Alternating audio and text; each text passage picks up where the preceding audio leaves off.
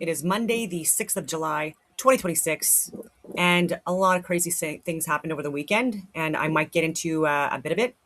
But I'm also going to be reading off some, I would say maybe it's an essay, I don't know, but something I put together because I was looking at a debate that was online. These debates have become more popular, especially in recent history. And so we have a Christian debating someone who follows Judaism, and then you can just see again how difficult it is to have these debates when people refuse to look at the New Testament, or they refuse to acknowledge again Jesus possibly being God incarnate, uh, ruling us here on earth, not ruling us here on earth, but again dying for our sins in order to heal humanity or save humanity. And uh, and so I put something together, and I'm like, you know what? If I was to have this debate, what would I want it to look like, and what passages would I look at? And I think the real way we can tackle this is just looking strictly at Old Testament. Again, even though I'm New Covenant, I'm New Testament, I'm Christian, I do obviously, I would say I'm more well read on the Old Testament than a lot of Christians even, and New Testament. And again, it's not ego. I'm very passionate and very interested in these topics, and I have been since I was a little girl. And so I'm also coming on, I would say, like a level playing field with a lot of people who follow Judaism, because they absolutely, from a very early age, they are learning about oral traditions, the Torah, the Talmud, the Tanakh, etc., and they're learning Old Testament from a very young age. Again, all the way up until they die, right? And very religious, and again, take it very seriously. And that's something that I would say that a lot of white Europeans, I don't know, like people within the West, like they have deviated from, right? Like being, like even looking at the Bible. There's more atheists, more agnostics, more people following Buddhism, etc. And I do believe it's because of how people are interpreting Christianity, even within our own communities, and people that are seen as preachers, apostles, not apostles, but like preachers, pastors, bishops, even popes, etc., who are misinterpreting the Bible, and to such a degree that again there have been literal wars over this, right? And so in Europe, with the Irish and Scottish and French and the English and other groups, right, fighting, even in the Crusades, for example, and women fought in the Crusades as well, and they deployed on these missions with the Crusaders, the males, right? And so like as nurses, as cooks, as people that were like helping with the clothing, washing the clothing, making the clothing, all of these things. And so they would like actually go on these treks with the Crusaders, and some of them did actually fight as well. And especially if they were being again ambushed and things like that, women would have to again attempt to protect and defend themselves and stuff like that. Many were taken, many died en route because of illnesses and sicknesses and starvation and etc. as well as again being kidnapped and then again raped and tortured and wild things happening. And so anyway, I'm all over the place already, but how would I debate someone that is really well versed in their own religion if I want to again argue for Christianity? And I would say at this point we have people that are seen as like these very influential figures in the podcast community that I think as well are misleading people, especially on their interpretation of women, right? Talking about like anyways, just really pushing an ideology that I think is also counterintuitive to a society thriving or succeeding.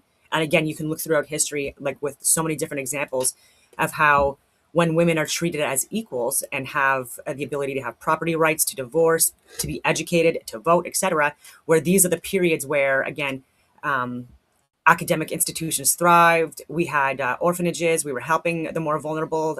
We were like, there was more industry created. So many things, right? With the contribution of women in these fields, and that's completely being again argued against at this point, right? So we had the famous five in Canada, women who were Christians, and they fought for women's rights in the early 1900s, and they won in the courts. Again, all equal under the eyes of God, sharing examples from Old and New Testament, again, where women were again considered to be equal to men, and especially with Jesus, right?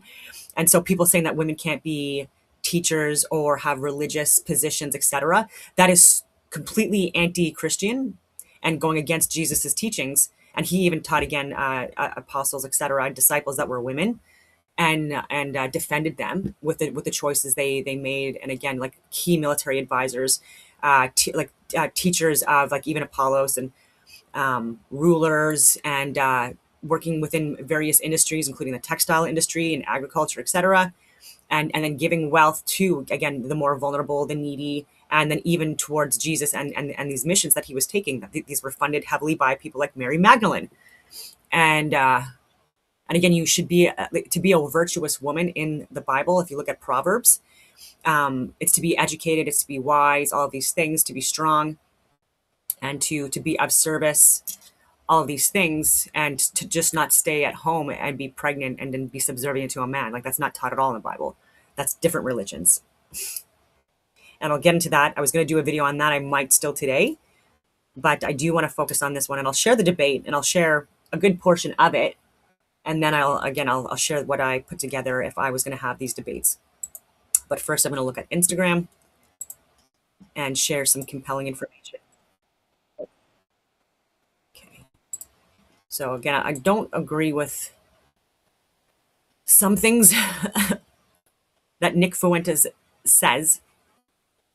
And I still have questions too regarding January 6th and why he didn't land in jail when others did. And so anyways, was he a plant?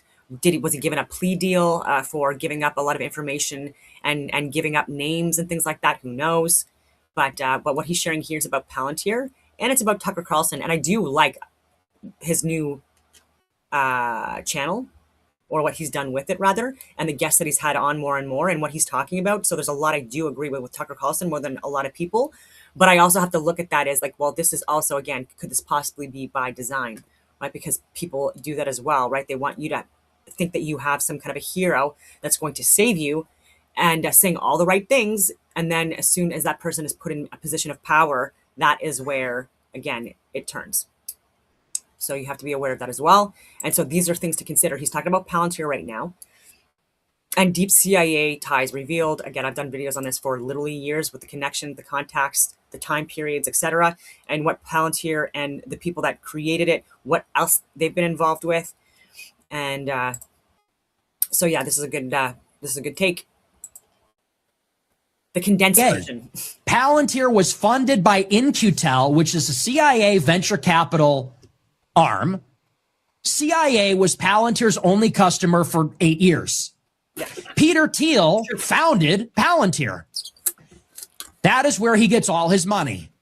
Peter Thiel used his money from Palantir to fund J.D. Vance. Peter Thiel got J.D. Vance all of his jobs in Silicon Valley, funded his Senate campaign. He was responsible for Vance becoming the vice presidential pick.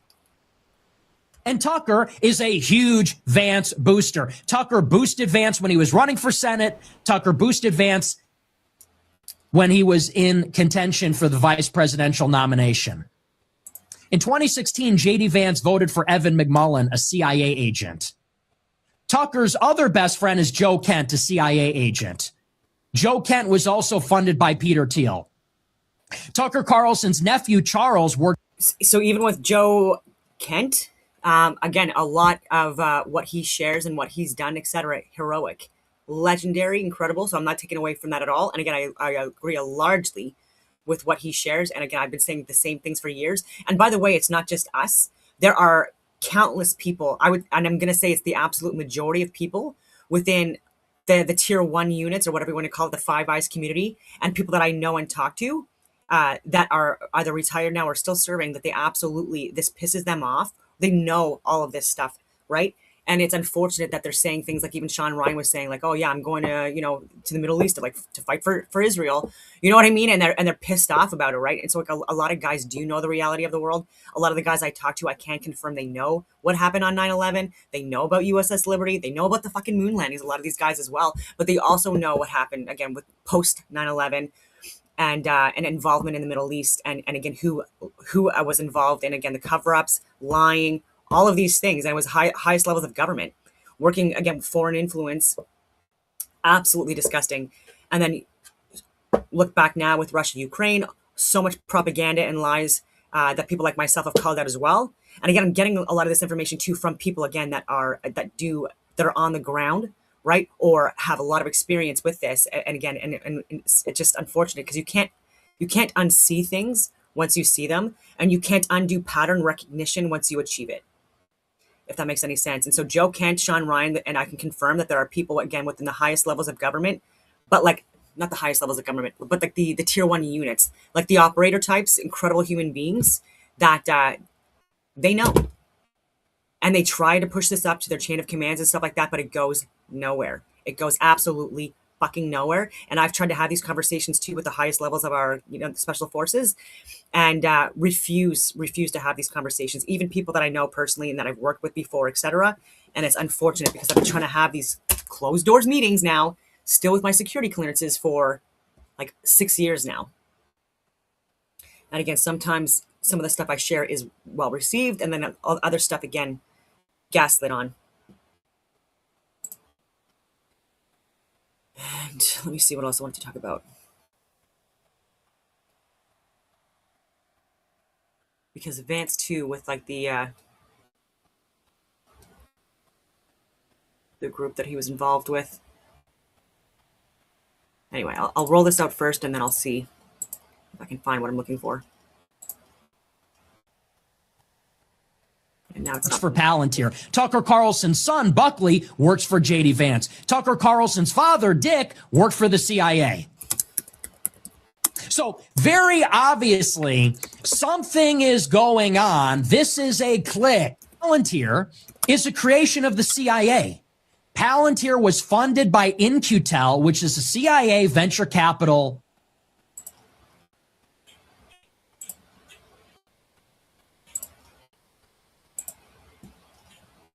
Okay. So just more of the two-tiered justice system in Canada here. So this is Quebec secularism bill was sold as a ban on public prayers, but it seems to come with a built-in exception. This video, and again, the video, you can see this for yourself, you just Google it, shows Muslims openly leading prayer and chants, including English translations in the streets of Montreal, right under the noses of SPVM police. Meanwhile, the law is supposedly cracking down on collective religious practice for everyone else. Classic two-tier policing. England is doing exactly the same thing.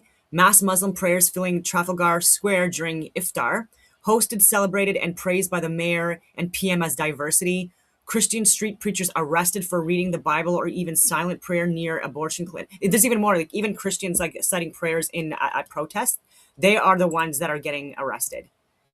Countless videos that I've seen. And by the way, law enforcement getting attacked as well by not white Christians in multiple different countries. And there was a video shown, this was in the US and I forget where it was, but this was just in the last couple of days, like in the last 24 hours actually, where you see multiple teenagers, big teenagers, big boys, that attack a blonde woman. And again, she's wearing a uniform, right? So people are saying, oh, DEI hire, like women shouldn't be cops and all this stupid shit, right? She was attacked by a mob of men and so are you saying that like a man would have fared much better in that situation when again, it was a gang of men, right? Violently attacking her, attempting to, and it took multiple men as well and other women in order to respond to and manage the scene. Absolutely horrific. And so would you say the same thing if a woman, again, a blonde white woman was like walking down a street and again punched in the face or oh, did she deserve that too? Women shouldn't be on the streets. Women shouldn't be walking on the streets. Women shouldn't be, in schools, right? If there's going to be, someone attacking them, some crazy radical lunatic. And yeah. And so, and like, just what kind of a childhood do they have? What kind of parents do they have? And what communities do they live in to actually do that kind of stuff and laugh at it and brag about it? And again, attacking male cops as well and stabbing, etc. And I'm going to show it here after this clip. But this is, again, something else that happened over the weekend. And then my comment first, before I share the clip, is we still haven't learned from January 6th. We still haven't learned from the Tiki Torch photo op, right? There were feds, again, that they were dressed as like people that were seen as right-wing extremists years ago, right? With the Tiki Torches and stuff like that, they were absolutely feds, right? And so have been identified and everything. And people believe that that was a real right-wing group. This is ridiculous to me. So again, we're not learning from that. And so even with Justin Trudeau and the Freedom Convoy trying to paint this as a right-wing extremist white supremacist group, they had that racist flag in the background. It's allegedly Brian Fox, a millionaire, that knew Marco Mendicino, who was a public safety officer, etc., and possibly Chrystia Freeland as well, who was the one that was part of that photo op and carrying that flag and had the balaclava, etc. Not a fucking right-wing white supremacist Christian, whatever you want to call it. Not at all. And yeah, and people are still believing in this shit. Like, I just don't understand it. There are paid protesters, and there are people who are feds or who are plants, right, who intentionally mislead people. These are called false flag, whatever you want to call it. And there are far left radicals who I've shared videos of because they're dumb. They share themselves posting this stuff, but they literally are on screen recording themselves saying like, oh, I'm going to dress up as MAGA. And they're like, blah, blah, blah, and making fun of MAGA and then putting on MAGA hats and like what they think a MAGA person would wear. And they go to protests and they pretend they're MAGA. And they infiltrate and sabotage from the inside and make people think that these are actually right-wing people. It's so nonsensical now that people are not like awake to this yet. And this is why I blame people like CBC and cabinet and the experts they hire, because these are absolutely radicals. And these people have such a false perception of reality, and they don't care what they do to, again, serve their agenda. So even with the anti-hate network in Canada, right, 99, if not 100% of what they share for like hate networks in Canada, it's all focused on right wing, and it's all fucking fake, right? Oh, if you work out, you're an extremist. Oh, if you plant gardens. Oh, if you have videos of you pregnant, cooking, race, like radical, all of these crazy things, right? And they're not reporting at all, like gang related activities, like from foreign international organized crime rings. None of that stuff is being reported. All the BNEs, because of who, again, is the largest contributor to that. Violence at protests against people, so people that are part of like these Free Palestine, LGBTQ plus, you name it, protests have been violent towards journalists like Alexa Lavoie and countless others. Like men in dresses punching at Alexa Lavoie in the face or elbowing her and stuff like that, and spraying stuff on her, grabbing her equipment, pushing her, all of these things. Cops seeing all of these things and then telling her she's the problem. She's a journalist, right? And she's just asking questions to people who, again, like she should be able to ask questions to. And these are corrupted grifters anyways, right? That are using a narrative in order to get money from, right? So like these people that think that, like, you think that there's these social justice warriors, they're doing all of these things not because they care about these communities, but because they're getting money from it and they're getting attention from it. And yeah, and a lot of them are working downtown Ottawa, Washington, not the people where you have to do an aptitude test or a physical fitness test or be certified to do your job. There's a lot of like fat Karens, men and women, that are in downtown Ottawa that are literally morons. Anyway.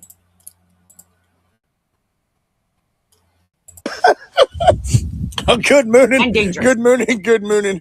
Oh, we're going to get into it real quick. I get to be the dick today. Everybody keeps seeing this little fuckboy group, right? With the little dockers and cargo pants and stuff, covering their face and stuff. Yeah, those are feds. Them are fucking feds. And then everybody keeps saying, she's so brave. That's a fucking photo op. Yeah. That's all that is. Even Rosa Parks. And this is admittedly now, that was a photo op. That was a staged event, right? That's not to take away from the movement or anything like that and fighting for equal rights, etc. But yeah, it was staged.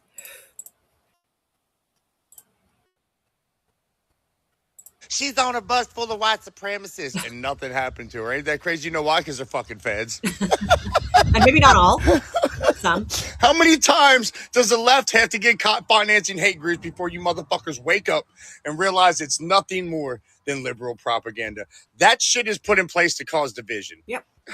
I'm going to need y'all to remove your heads from your fucking ass, okay? If there was true white supremacists running around causing hate and burning shit down, you'd know it. And there's nothing you could do about it. So stop falling for the propaganda. I love all of you. Yeah, it's ridiculous. I'm your Huckleberry.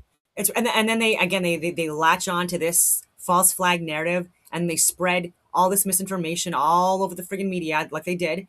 And it's like, it's fucking fake. And you guys fabricated this and now you're using it. It's just ridiculous to me. You're not reporting real events and calling things for what they are, including the trans shooter in BC and in the US and stuff like that. No, they don't want to call a spade when it doesn't fit their ideology.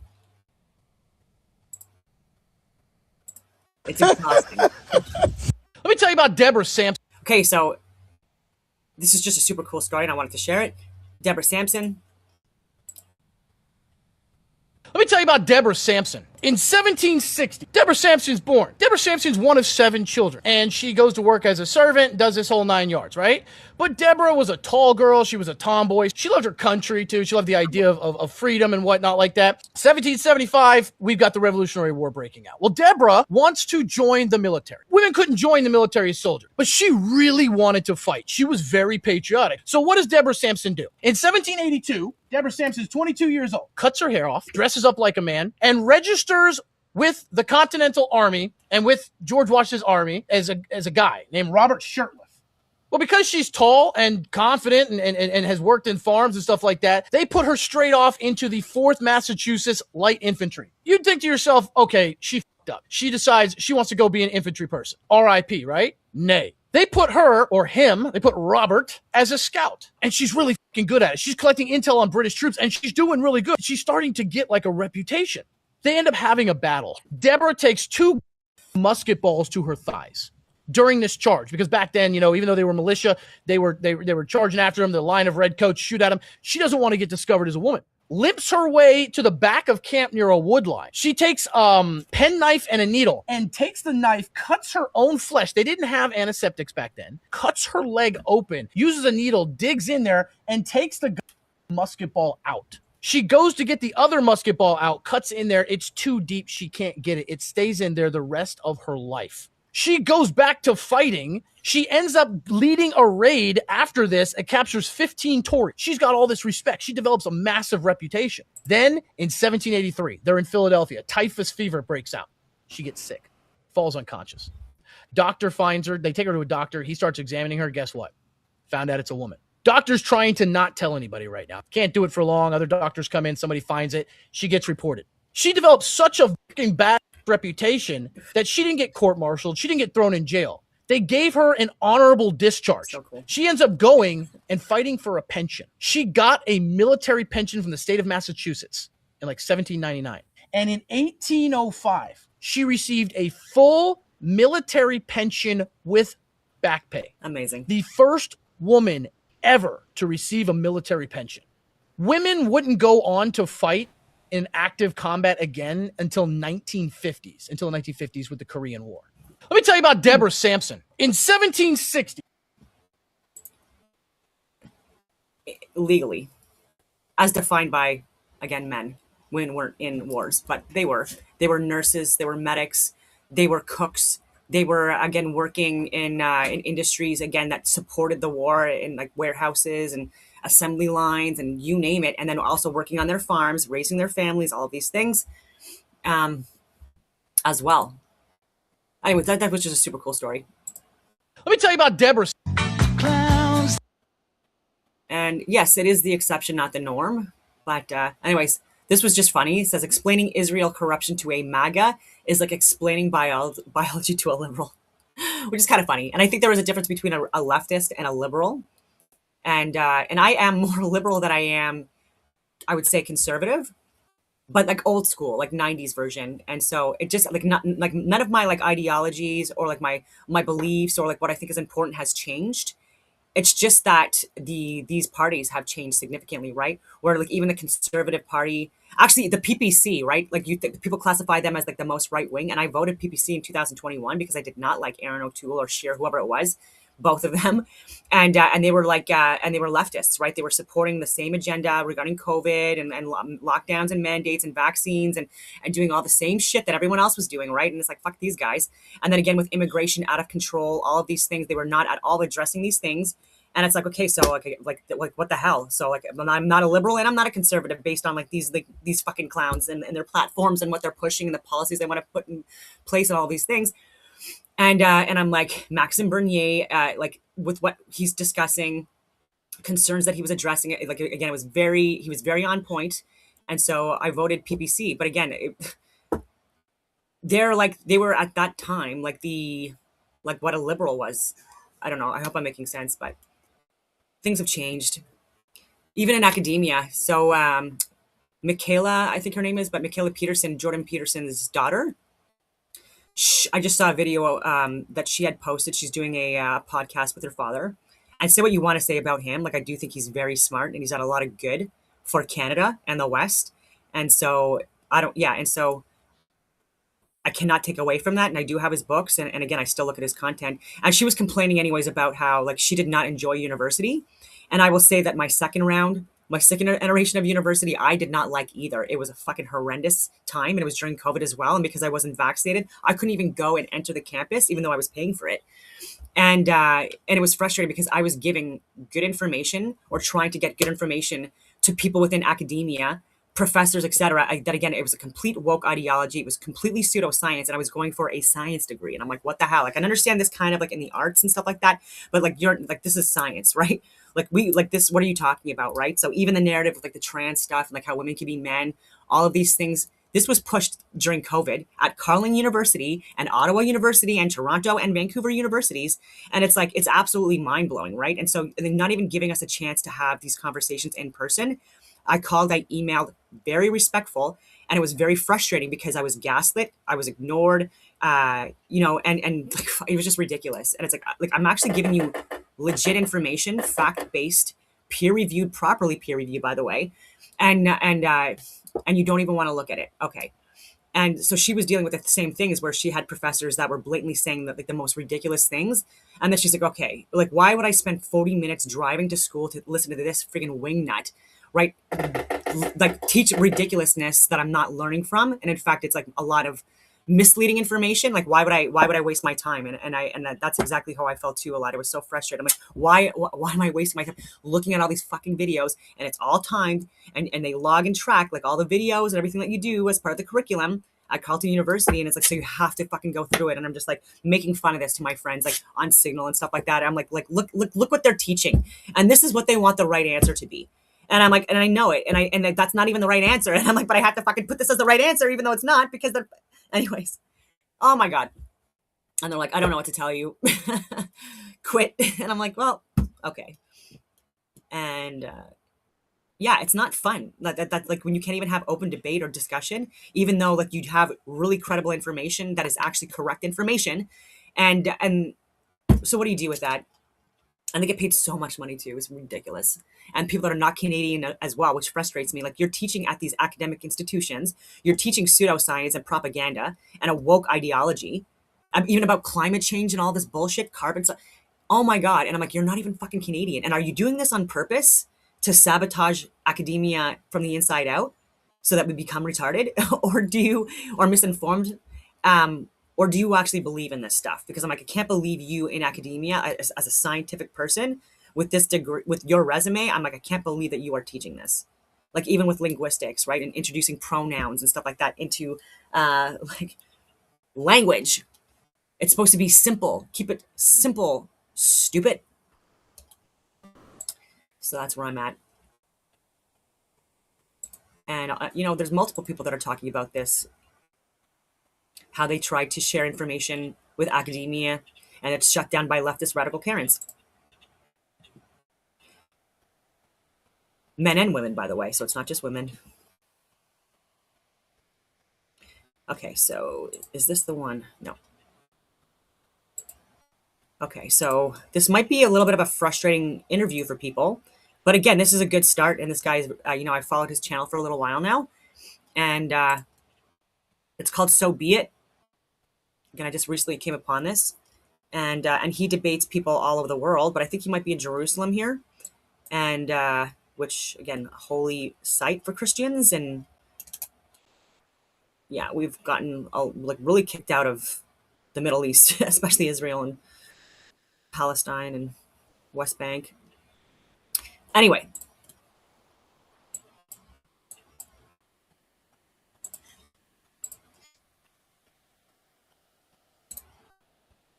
Not supposed to worship a person, number one. Number two, the person that you believe in didn't. Oh. do what am I supposed to do? Number 3, the Torah doesn't say anything about a second coming. So what do you want from me? Today, we don't have a temple, we don't have an altar, we don't have any priests. Right. What do you do for your So sin? nowhere in the Torah does it say someone dies for your sins, right? In Isaiah 53. And nowhere is it even hinted that such a person as Jesus would come and you're supposed to worship him. You're never supposed to worship a person. You know that very well. You can't worship a person. You can't worship. I'm worshiping God as a person. Oh, you can't do that. That's you limiting God. I'm not. Wait. So if I'm limiting God, then why are you limiting God to 3 representations? I don't remember what you call it actually. Well, there is a spirit, right? But it's each time. No, I never saw it. I studied the Torah. I've gone through. You don't see the Spirit of God working in the Bible? Okay, it depends how you define Spirit of God. How do you mean Spirit? No, how do you define? It's very nice. How do you define Spirit of God? What does that mean? Okay. What does that mean? So then you have Ruach Elohim in you, right? You Yeah. agree with that? Yeah. So should I worship you? No. Why not? You have Ruach Elohim in you. Okay, so If if you you were want to telling me worship Ruach somebody, Yeah. then you need to look in the Bible and look at the criteria. But that I don't they want to have worship for the anybody. Messiah. That's not what I want to do. Okay, even if the Messiah did come and he did do everything that he is supposed Absolutely, to do, yes. you would not listen to him? God, there's a big difference between listening to someone You wouldn't- and worshiping him. you wouldn't Isn't worship there? him? Don't you agree? Well, Are isn't you the Messiah married? Are you coming married? down on- Do you listen to your wife? Yes. Okay. Do you worship her? No. Just the ground she walks on. It's a good one. Okay. No, obviously, I would not. The idea is never to worship. We don't worship a person. I see. You don't worship a person.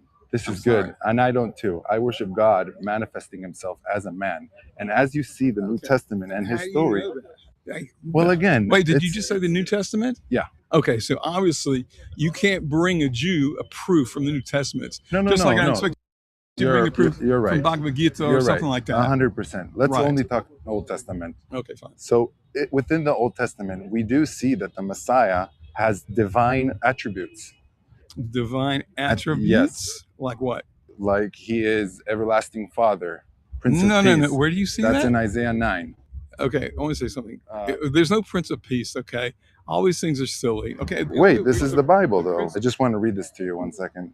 I have no problem. Unto us a child is born, unto us a son is given, Okay, are you serious? and the government really shall be bringing upon this? his shoulders. Okay, you know who we're talking about now. And his name shall be called Wonderful Counselor, Yes. That's the correct. Mighty God, the Everlasting Father, and the Okay. Prince of Peace. You, No, now I okay, understand I'll let what you you're going to finish. say. I'm sorry. It's okay. So We're- then say we're it for both me. Then say excited. it for me.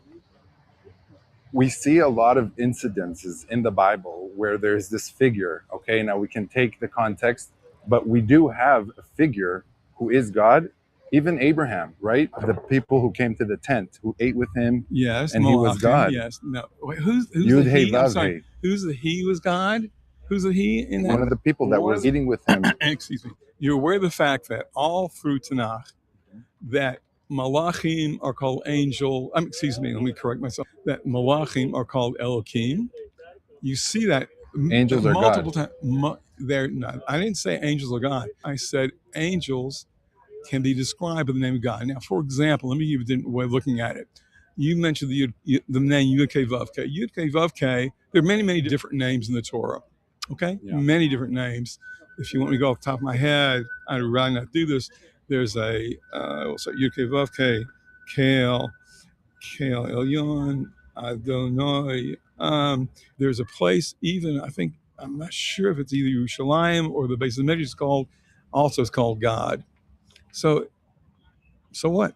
Okay, Yeah. so it's very nice. So no one thinks Yerushalayim is God. No one thinks Avram. No one thinks that, except for the Christians. Listen, I'm going to say something to you from heart to heart. This is Elisha with the Jews for Jesus here in Jerusalem, and I've been sharing the good news of Yeshua with my Jewish brothers and sisters. I'm out here almost every week, and I have to tell you, God has been opening hearts in incredible ways, not only here in Jerusalem, but around the world. And you guys can be a part of it too. Your monthly support helps us keep building these relationships and having these life-changing conversations about Jesus. And right now, generous partners are helping match new gifts so your support can go even further. Click the donate link below and join me with reaching Jewish people with the gospel. Praise God and shalom. Listen, I'm going to say something to you from heart to heart. What you guys did was you took the Torah, which existed before Christianity did, and someone wanted to make up a God. So you had a playbook right in front of you. Oh, well, you know what? Let's see. He's supposed to be like this, like this, like this. And you're going to make up some story about the God that you believe, the person that you believe in is God. And you're going to apply, oh, I've already got a playbook. I know how it's supposed to work out. And I'm going to do that. It's only if you really bend yourself into a pretzel are you able to take the psukim, or the passages, and make it fit. If you take everything together, bend this way, make excuses to make it to believe in that Jesus is God. Okay, very simply put, Mashiach, the Messiah, is supposed to do, had a purpose, which is described in Isaiah, and didn't happen. It didn't happen. There have been many people throughout history that people hoped were going to be Mashiach, or they thought they were going to be Mashiach, but at the end of the day, they didn't deliver. So that's it. What is your hope for the Messiah? What is my hope? They should come in about less than 5 minutes. Amen. Okay, what are you expecting him to do? To bring awareness of God to the whole world. You don't see that Jesus did that? Muslims, Jews, Buddhists, Hindus, Baha'i, help me out. So does everyone in the world believe in one God? No. Excuse me, we're not finished. Also, Mashiach, you know very well, supposed to bring an end to war. You know, say, beat the swords into plowshares, et cetera, et cetera. What's the other one? Into pruning hooks, I can't remember, forgive me. Okay, it didn't happen. Look, you know that very well that maybe 100 miles north of us, their missiles are being thrown in. The whole world is war. So no, the Mashiach didn't. And obviously, nowhere does it say, I apologize, I'm talking. I talk too much, you'll cut me off. No, this is great. So you believe that once the Messiah comes, God drops it all at one time. There's not going to be two comings. It's going to be one Messiah, and he just does everything. Does it say anywhere in the Bible, I'm not talking about the New Testament or the Book of Mormon, right, or the Bhagavad Gita or any of those books, does it say anywhere that the Messiah will fail the first time and then come back a second time? It does say that when he comes, he will die for our sins. It didn't. So good. But he should have done his purpose, according to you, and then died. Okay. And then I see Jeremiah 31:31. No, but there's no second coming. You know very well that the Torah does not say anything about Messiah gets a second chance. You're very much aware of that fact. What do you mean about the Messiah's second chance? I'm not saying that he failed the first chance. I'm saying that he did exactly what he was supposed to do. He came, he died for our sins. But that's not nowhere in the Torah does it say someone dies for your sins, right? In Isaiah 53. No, I'm sorry. You're Have you read it? Again, I've read what's called, yes, it says that he will bear our iniquities. May I say something? Yeah, and also before and after. Please, read the rest. I have to be off the video in order for it to play properly. Every time I let myself on screen, it always messes up the video. So I'm sorry for that, but I am in the background. And so for Isaiah 53, I am going to read it to you. And even the camera guy, I think, like, he's getting frustrated because he's completely dismissing that. And it's a fact, by the way, what he's saying, right? And so this guy is completely dismissing it, saying, no, you're wrong. And it's like, and the guy's like, have you actually read it? Because it's actually there. It's like, and this is Old Testament. And I will read Isaiah to you, but I do want to keep this debate going. And then I'm going to share what I put together after watching this, what I put together, and then some other stuff I was looking at. And so, again, you do not want to miss this video. It's going to be a longer one, but I also talk about Martin Luther, because a lot of people are slamming him. And I think it was John Stewart I think her name is I really like this woman. She is a former Muslim, and then she converted. I think she might be a Christian. I don't know, but she's so smart. And and he's condemning Martin Luther and like bringing in, again, red herrings and stuff like that to the argument. But I'm like, I'm going to look more into this because I am aware of like the Reformation and the Protestant movement and all of these things and like people's arguments for like divine rulership and, all equal or under the eyes of God and all, to succumb to his judgment, right? So no one's above God's judgment. So even popes and kings. So during this time, that was also not very popular, right? When you're going against the Pope saying like, no, especially if he's like doing like bad things or exploiting people, etc., then like he will also be judged by God, right? So like, and so the same thing with the kings, right? They don't like that, right? When you're questioning their authority, right?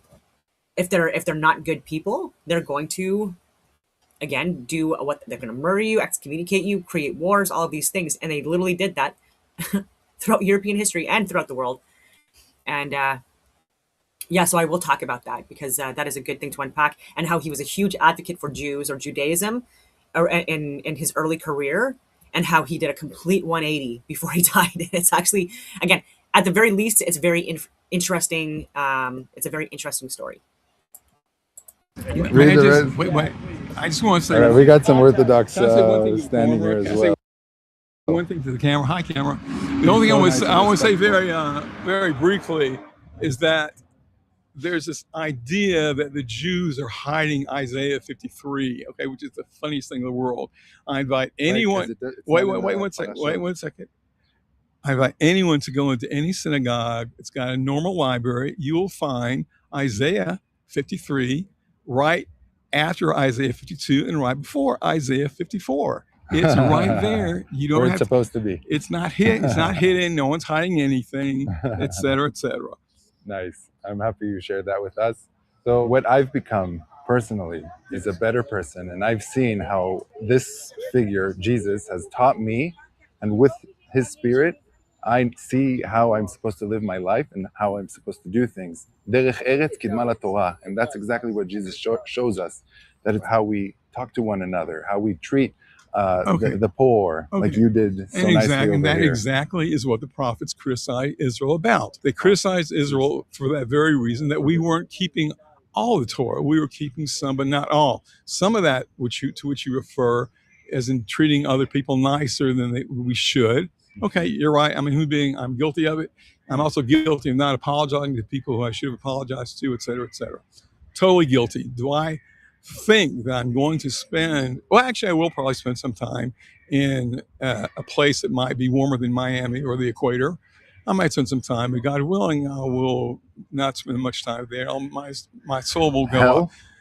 I don't want to say that word because it's very difficult. You know very well, you should know very well, that the idea of what comes after life is barely described in Tanakh, barely. So I don't really want to go there. But what's it called? It does say in Ezekiel that we will be resurrected in our new bodies, right? I didn't say, that's fine, but that doesn't refer to hell. Right. Once I die, whenever I die. So then, God willing, I'll be put into a nice grave, and I'll wait till Mashiach comes. At that time, I'll be able to be put back together and then, worship God properly again. I have to give you credit for having such faith and not knowing what will happen after you die. It's not faith. Faith. No, it's not faith. I have a Torah. The Torah tells me how to live. I'm a better person, not because Yeshua came into my life. I'm a better person because I keep the Torah. You know very well the Torah's got 613 mitzvahs. When you do those mitzvahs, that's how you become a better person. Excuse me. As a side benefit, maybe you get to go to heaven, because obviously it depends. God makes the accounting where you end up in the future or not. Yeah. Okay? I live according to the Torah. If I keep the Torah, my life gets better, everything gets better, and God willing, the afterlife also gets better. Well, that's obviously impossible to decide. That's impossible. Why? Because I don't have a mirror. Because I don't have a mirror image of myself. I actually do have a twin brother, but I don't have a mirror image of myself over here to put myself in history and say, this guy over there, well, my twin didn't do the same life as I. So what's it called? I'm saying that if you follow God's teachings in your life, I do. Objectively, your reality would look better to their community, to your family, to yourself. The teachings that they teach us in the Bible reflect true truth, objective truth. Then why do you worship a man? And I say, why are you limiting God? Okay, you know very well. So why am I limiting God? First of all, I can't limit God.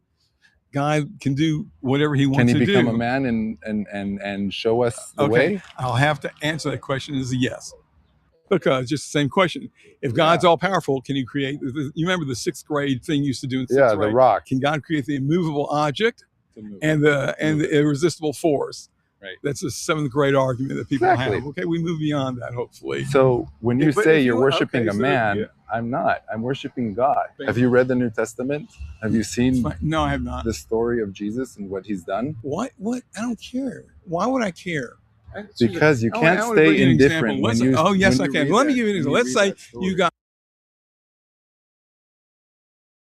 I'm going to give him a reason to care about Isaiah 53 and other passages as well. I'm going to listen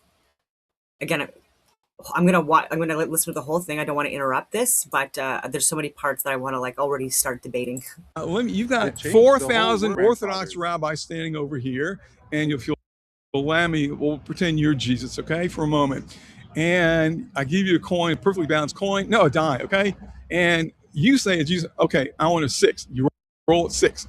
You then say, I want a 2. You roll it 2. You do it 5,000 times, and every number that you say that die is going to be comes out to be exactly what you say. You got 4,000 witnesses, Orthodox rabbis over his witnesses to you that this guy, Jesus, rolled exactly what he said 4,000 times or 10,000 times, doesn't matter, obviously. I'm not going to worship you. It doesn't matter. The fact that it's just, I don't care about your stories that if fish walked on the water, whatever you want to say, raise the dead. Other people also raise the dead in Tanakh. Right. Why do I care? The bottom line is that the Torah says nobody else. You can't worship anybody else. That's the bottom line. There's no one else to worship. I don't care. Deuteronomy Moshe says very clearly, he will bring signs and wonders. But if he teaches you not to do what you're supposed to do, you shouldn't do. That you should. Anyway, I was saying, Moshe, it doesn't matter what proofs a person brings, no matter how nice a guy he is, whether you think he died for himself, he's hung him on a cross like tens of thousands of other people. What do I care? It doesn't prove what Messiah is supposed to do. It doesn't give me, I'm not supposed to worship a person, number one. Number two, the person that you believe in didn't do what a Messiah is supposed to do. Number three, the Torah doesn't say anything about a second coming. So what do you want from me? What do you want from anybody else? Why? Yeah. Why don't you think about yourself? So, personally, Can I ask you a personal question? Yeah. How old were you when you started worshiping Jesus? 17. Okay, perfect. What was your life situation at that time? I was on the streets. Great. I was in drugs. Wow. I was in prison. 180 degrees going away from God and His calling for me. The perfect. What's the idea? What's the description? You fit the perfect description of someone who is all of a sudden their life is in turmoil. Their life is in the gutter. They're on Skid Row. Needles. He dismisses that. You know, it's just. Anyway. Hang out their arms, et cetera, whatever else you said about yourself. I didn't mean to be so personal. Again, your friend can cut it out. I'm not going to cut it out. It's okay. No. What's it called? Because that's when people fall into it, okay? You have a personal experience, but I saw the lights open up and Jesus saved me, and now I'm a clean-cut guy with a short haircut, and I'm really yay for me. Okay, but you know what? That's good. If that works for you, wonderful. Right. That's personal. Well, good. Exactly. So, I took that, and the reason why I asked, and it just opened my eyes to study. So I didn't want it to just be a spiritual experience. Where did you study? The Bible. No, you have to study it. There's two great yeshivas. I mean, one great yeshiva down over there, another one over there. I believe that once we become believers in Yeshua, we get the Spirit within us, and we can understand the Bible in supernatural ways. Okay, so each person decides for himself what's he supposed to do and what he's not supposed to do. We each have the conscience that helps us understand the Bible. I believe in that, yeah. So each person can say, this is what the Bible means. Now, what if you say the Bible, what if you say it's a work to eat kosher, and he says it's not a work to eat kosher because he had the Spirit of God rest upon him. And he says, no, you don't have to eat kosher, and you have the Spirit of God on you, and you say, yeah, it's okay. You have to. So now tell me, what are you supposed to do? What are you supposed to do? I believe that God gives us His Spirit to interpret Scripture, and as long as we're in line with the Bible and Jesus's teachings about liturgy and what the important parts of life are. Okay, I want to ask you a question, if I may. It's my understanding about Christianity, correct me if I'm wrong, that if you think about doing a sin, it's counted for you as if you did that sin. Is that correct or not? It is correct. So now I'm going to ask a great question. You do a bad thing, okay, whatever it is. Now, you, the next day, oh, what did I do? I feel terrible. Look at yourself, okay? You said you were X, Y, Z. I don't want to repeat what you said about yourself. You did all these bad things, okay? Now you, as my understanding of Christian theology, that you need Jesus to forgive you for your sins. Yep. Okay, now you did a sin. Yep. Now what about if the next day, I'm going to take you as an example, you're a good example. So the next day you change your life around. You no longer look at anything that's forbidden. You never think about anything that's forbidden. You lead a clean life, however you want to describe that, blah, blah, blah, blah, right? Yeah. So now, do you need Jesus to forgive you for that sin that you did? Mm-hmm. Yeah.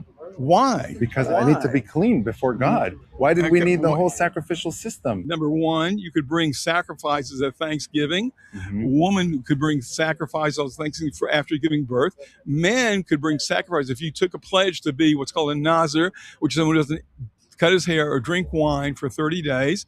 After that, he's supposed to bring a sacrifice. Thank you.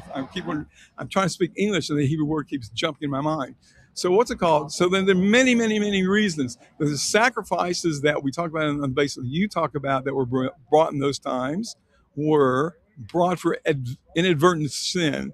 But forever we see all through Tanakh, we see that if you do teshuvah, if you repent from your sins, so God forgives you. Yeah. Now, as an example, Jesus allegedly died 33 years at the age of 33. Yeah. And that was, help me out. That was the temple was destroyed in the year 70 approximately. Yeah. So we're talking about close to 40 years, right? Close to 40 years. So this temple is standing, people still offering sacrifices. Yep. So who needs Jesus? Yeah, he's giving them the last opportunities before the temple is destroyed. You don't become a believer. No, the last opportunity was there. Who needs him? Who needs him? Who needs Jesus while the temple is still the temple's standing? Right there. Who needs him? Well, you can do both. You can do both. Why would both I? And because you haven't heard about Jesus yet. No, we're talking about according to the Jesus who threw down the money changer tables. Mm-hmm. Okay, all those guys saw Jesus there, and let's say pretend the next day he dies. Okay, they all say, that Jesus guy, he's dead now. He's going to save me from sin. But you know what? The base image, the temple is still standing. I'm going to go bring mine. I don't need him. Yeah. 40 years, almost 40 years. Who needs it? So, from what you're saying, yes, is for a specific time, why would we need Jesus? Okay, that's right. That's correct. Okay, so I'll go even deeper than that. Why do we even need forgiveness of sins? And what do we do now without that sacrificial system? Okay. You see, we had this whole thing, all of Judaism was following it, and today we don't have a temple, we don't have an altar, we don't have any priests. Right. What do you do for your sin? So you know very well in Hosea what it says. The offering is our lips, our lips will be as a sacrifice. So that's what we do.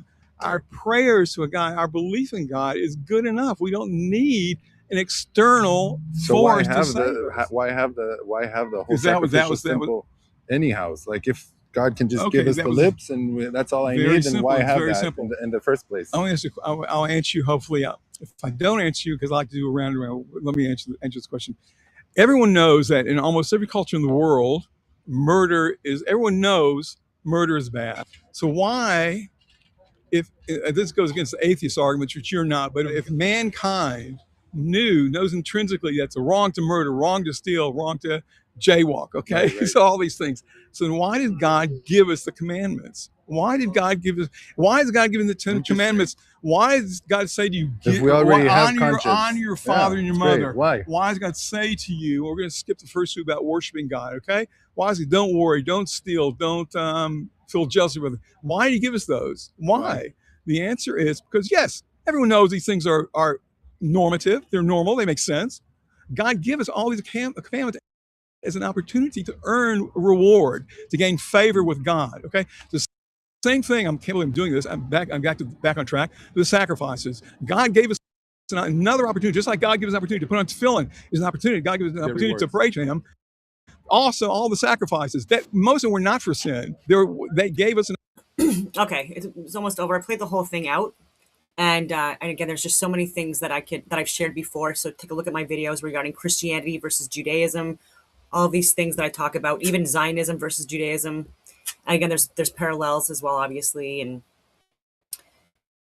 But where am I going to start here? Because before I even get into what I'm going to write, or sort of what I'm going to read, what I already put together, I'm going to give some things that I haven't mentioned in my essay, but I think is also important for context, because these are also arguments that people use, again, towards me when I talk about the recordings of Jesus Christ's existence from the apostles, etc. So you've got Jesus of Nazareth. So his life and teaching. So for major historical figures with delayed records, right? So there are many historical figures where there's delayed records. When people talk about Jesus of Nazareth, so his life and teachings were recorded decades after his crucifixion. The earliest Christian texts, the letters of Paul the Apostle, were written around 20 to 30 years later. The four canonical Gospels, Matthew, Mark, Luke, John, were composed roughly 40 to 70 years after his death, drawing from oral traditions, right? So even within Judaism, there are oral traditions in that. Okay, so you got Siddhartha Gautama, the Buddha. He lived around the 5th century BC, but his teachings were preserved strictly through communal chanting and oral transmission for generations. The first comprehensive written records, the Pali Canon, were not committed to palm leaf manuscripts until the 1st century BC, roughly 400 years after his death, right? Not 20, 30 years, 40 years, 400 years. Socrates, the foundational Greek philosopher, wrote absolutely nothing down, believing that writing ruined the memory, right? So a lot of people from the past did believe that. A lot of open debates, etc. Our entire knowledge of his philosophy and trial comes from the dialogues of his student Plato and the histories of Xenophon, written decades after Socrates drank the hemlock in 399 BC. Alexander the Great, while contemporary diaries and administrative logs existed during his campaigns, they were entirely destroyed or lost. The definitive narrative histories we rely on today, written by historians like Arrian and Plutarch, were composed 300 to 500 years after Alexander died in 323 BC. Okay? Hundreds of years after Jesus, his teachings, or his writings. So Confucius, Chinese philosopher's core teachings were compiled after his death by his disciples. The famous text, the Analects, was written down and edited during the Warring States period, spanning roughly 30 to 100 years after his passing in 479 BC. King Arthur, if a real sub-Roman British war leader inspired the myth, he likely lived around 500 AD. However, the earliest surviving historical mentions of him appear in the Annales Cambria, I'm probably mispronouncing that, and the writings of Nennius, compiled 300 to 400 years later. The full literary legends were written by Geoffrey of Monmouth over 600 years later. And so, come on. Like, so this argument to me, like, do you also dismiss, like, that these people existed? I mean, you could. I mean, there's a strong argument for that as well, right? But again, it's the cherry picking, right? And when during this time, this was very common, especially again because of oral traditions being preferred over memory and writing things down, which could be taken out of context too, right? Because verbal communication makes up 7 to 10% of actual communication. You've got the kinesics, proxemics, you've got the cadence, the tone, all of these things that you have to factor in as well, microaggressions, so many different things before even listening to what someone is even saying. This is why texting relationships don't work, right? You're missing so much of communication that way. So I wanted to share that. And then Isaiah.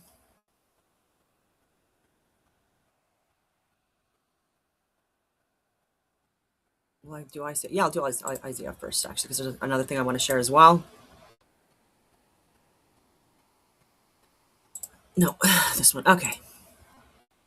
So this is from, oh, I got to pull it up. I always forget to do that. Not always, but some. Okay, so Isaiah 53. This is from the Complete Jewish Bible. Okay, I can choose the King James Version and other versions, and I'll share that as well, but it's pretty much the same thing. I just want to make sure I'm not on mute. Okay, good. Okay, so who believes our report? To whom is the arm of Adonai revealed? For before him he grew up like a giant plant, like a root out of dry ground. He was not well formed or especially handsome. We saw him, but his appearance did not attract us. People despised and avoided him. A man of pains, well acquainted with illness, like someone from whom people turn their faces. He was despised. We did not value him. In fact, it was our diseases he bore. He's talking about Israel. Again, the new Israel being everyone, the church. It was our diseases he bore, our pains from which he suffered. Again, this is Old Testament. Yet we regarded him as punished, stricken, and afflicted by God. But he was wounded because of our crimes, crushed because of our sins. The disciplining that makes us whole fell on him, and by his bruises we are healed. By his bruises we are healed. By his sacrifice, so his death, that is when we are healed. After that, not before, not during, it's after the sacrifice. And again, it's predicted in the Old Testament as well. We all, like sheep, went astray. People, we turned each one to his own way. Yet Adonai laid on him the guilt of all of us. Though mistreated, he was submissive. He did not open his mouth. Like a lamb led to be slaughtered, like a sheep silent before its shearers, he did not open his mouth. After forcible arrest and sentencing, he was taken away, and none of his generation protested his being cut off from the land of the living for the crimes of my people. For the crimes of my people, who deserved the punishment themselves. He was given a grave among the wicked. In his death, he was with a rich man. In his death, he was with a rich man. Although he had done no violence, and he said nothing deceptive, yet it pleased Adonai to crush him with illness, to see if he would present himself as a guilt offering. If he does, he will see his offspring, and he will prolong his days. And at his hands Adonai's desire will be accomplished. After this ordeal, he will see satisfaction by his knowing, pain and sacrifice. So coming to earth in human form, by that knowing, his pain and sacrifice, my righteous servant makes many righteous. My righteous servant makes many righteous. It is for their sins that he suffers. Therefore, I will assign him a share with the great. He will divide the spoil with the mighty, for having exposed himself to death and being counted among the sinners, while actually bearing the sin of many and interceding for the offenders. All right, that's the whole, that's Isaiah. And so before I get into mine or anyone else's interpretation, I just wanted to again give you it. And again, completely off topic, but still about the Bible. And because there are religions where they believe that women should be covered up and children should be covered up, again, so that there's like avoidance of temptation. And again, that again is not compatible with Christianity, right? And I'm going to give this example as well. And this is Matthew 5:29. And so if your right eye causes you to stumble, gouge it out and throw it away. It is better for you to lose one part of your body than for your whole body to be thrown into hell. The New Living Translation. So if your eye, even your good eye, causes you to lust, gouge it out and throw it away. It is better for you to lose one part of your body than for your whole body to be thrown into hell. Okay, so the same thing, right? And so it's like, you are responsible for your own actions and your own temptations, and you need to resist them. When you have to make it where you have to subjugate people to be fucking slaves as property just for sex or whatever, it just gets me so mad even thinking about this stuff, just because you can't handle your emotions, right? How is that compatible when these people are in communities or societies where women are dressed even just like me, with my hair exposed, I'm wearing a long shirt, right? I'm covered up for the most part, long pants and stuff like that. But like essentially seeing me, right? Like where it would be justified for them to sexually assault me, which has fucking happened. Like even going to Egypt and stuff like that. And it's just like so disgusting to me when I was wearing a big t-shirt, I was wearing packy long pants, I was wearing a huge friggin' scarf over me, you know, with my hair up. I wasn't wearing makeup. Again, I've shared videos of me in Egypt and stuff like that. It was a great trip. But again, like people in the market areas, even people selling stuff, right? Like literally going in my friggin' between my friggin' legs and stuff like that. It was just so fucking disgusting. And photos and like showing up at my like where I was staying, banging on it, just anyway. So yeah, I like these passages. And Christianity has done a lot of good for the world, and that's why like I wouldn't usually talk about this so much. In my older videos, it was strictly about geopolitics, it was about international events, it was about like whistleblower stuff. But like I feel like this is important too, because a lot of people are misinterpreting it now, and these are people that have millions of followers, and a lot of people again are towing the party line, and they're just regurgitating what these fucking people are saying, and again, it's just not helping at all, and in fact it's causing societal decline. And so with Christianity, you had it where again there's been more equal rights for women and children than you can see anywhere else, right? When you look at countries as well, right? Countries that are secular or again, you know, have their religion as their system of governance, like Sharia law, for example. Look at their societies and their countries and how they are, as opposed to what Western societies used to be like before the last 5 to 10 years. And there is significant differences. And that's why people come to these countries in order to escape and flee oppression and things like that. Now it's become more exploitation and grifting and again, bringing in issues into Canada, including with gangs, human trafficking, drug trafficking, all of these things that we never had to experience before or live through. And like even in my own homes in within Stittsville in suburbia, right, where I had men from different cultures, new to Canada, barely spoke any English. And I mean, I'm trying to be respectful about this, but again, this is horrific stuff, right? It's not when you live alone as a woman and you've gone through stuff that I've gone through, where because of my career and all this stuff, I had to move like 10 times in my career just because of harassment. Anyway, just crazy stuff. And yeah, but like staying outside of my house late at night, like 2 a.m., 3 a.m. in the morning and stuff like that, like waiting for me to come back in the house, like who knows what, right? And yeah, and it was just consistent. And it was all fun. And the guy was married and stuff like that as well. And so annoying. But it was only after my boyfriend came over, like it was like Friday, like 2 a.m. and like this guy's vehicle is like literally parked right in front of my house. And I'm like, that's the guy I was been talking about. And this guy, as soon as my boyfriend came out at the time, like this guy like freaking fled, right? Like the pedal to the metal and gone. And he never bothered me again.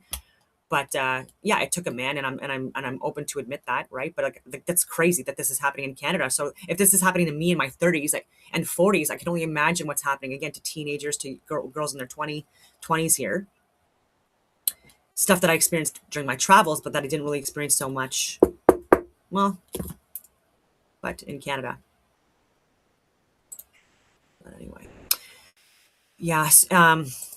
Quality of life, GDP increasing. Again, orphanages, academia, religious institutions, so many different things created, again, by Christians, and using scripture in order to, again, support these new rules and these new policies, like these codes, codifying religion into law.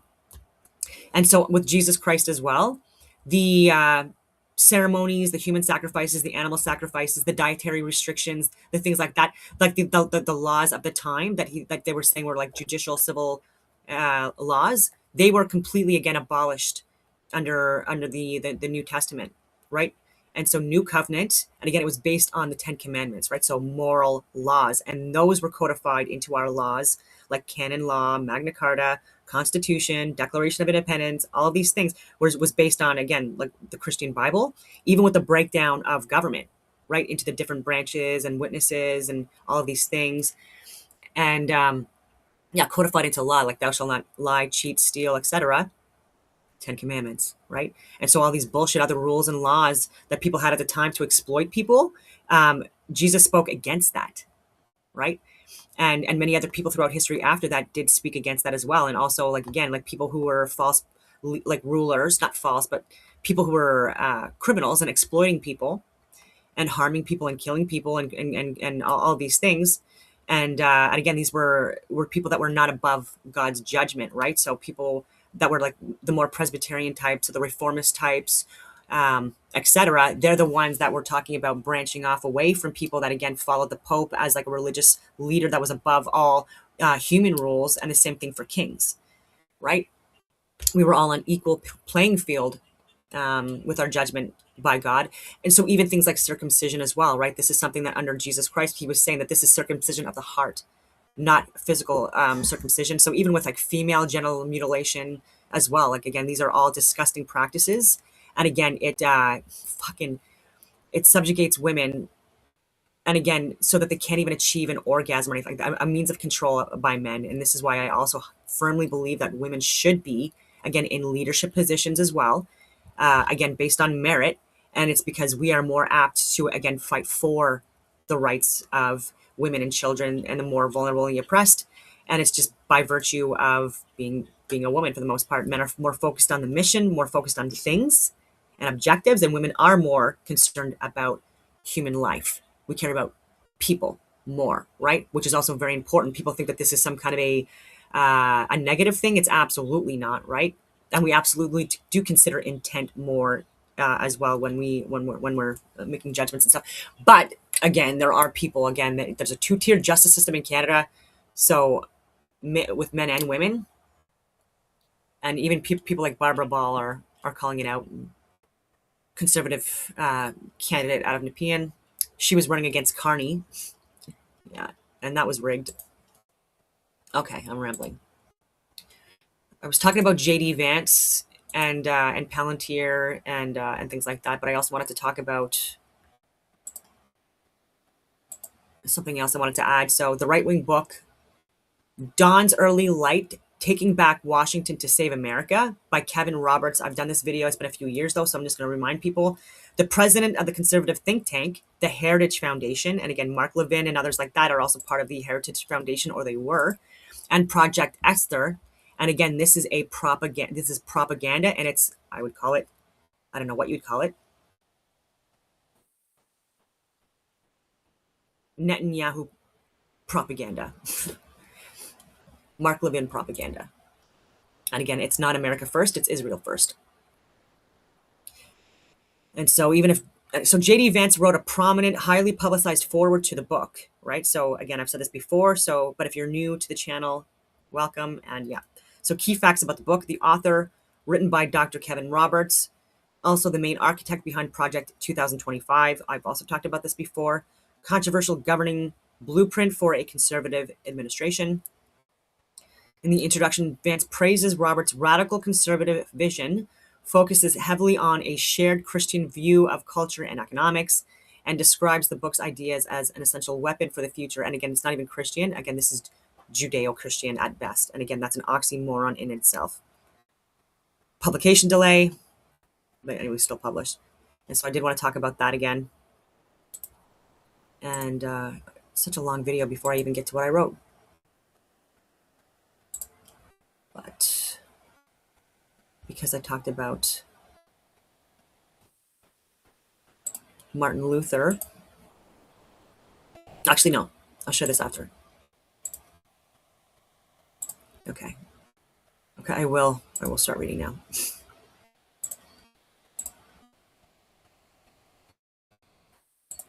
And this is, again, just to help people if they want to have these conversations with, if you want to have conversations with people, I think that this you might take some of this for yourself and it might assist. And there's going to be some redundancy because I started like with a condensed version for like just points that people can like start with. And then I unpack even more like the further I go. And so this is 9 pages. And so if there is redundancy at the end, I'm just going to skip it because I've already talked about it. So the Old Testament blueprint for the divine Messiah. The theological divide between Christianity and Judaism rests almost entirely on the interpretation of the Hebrew scriptures.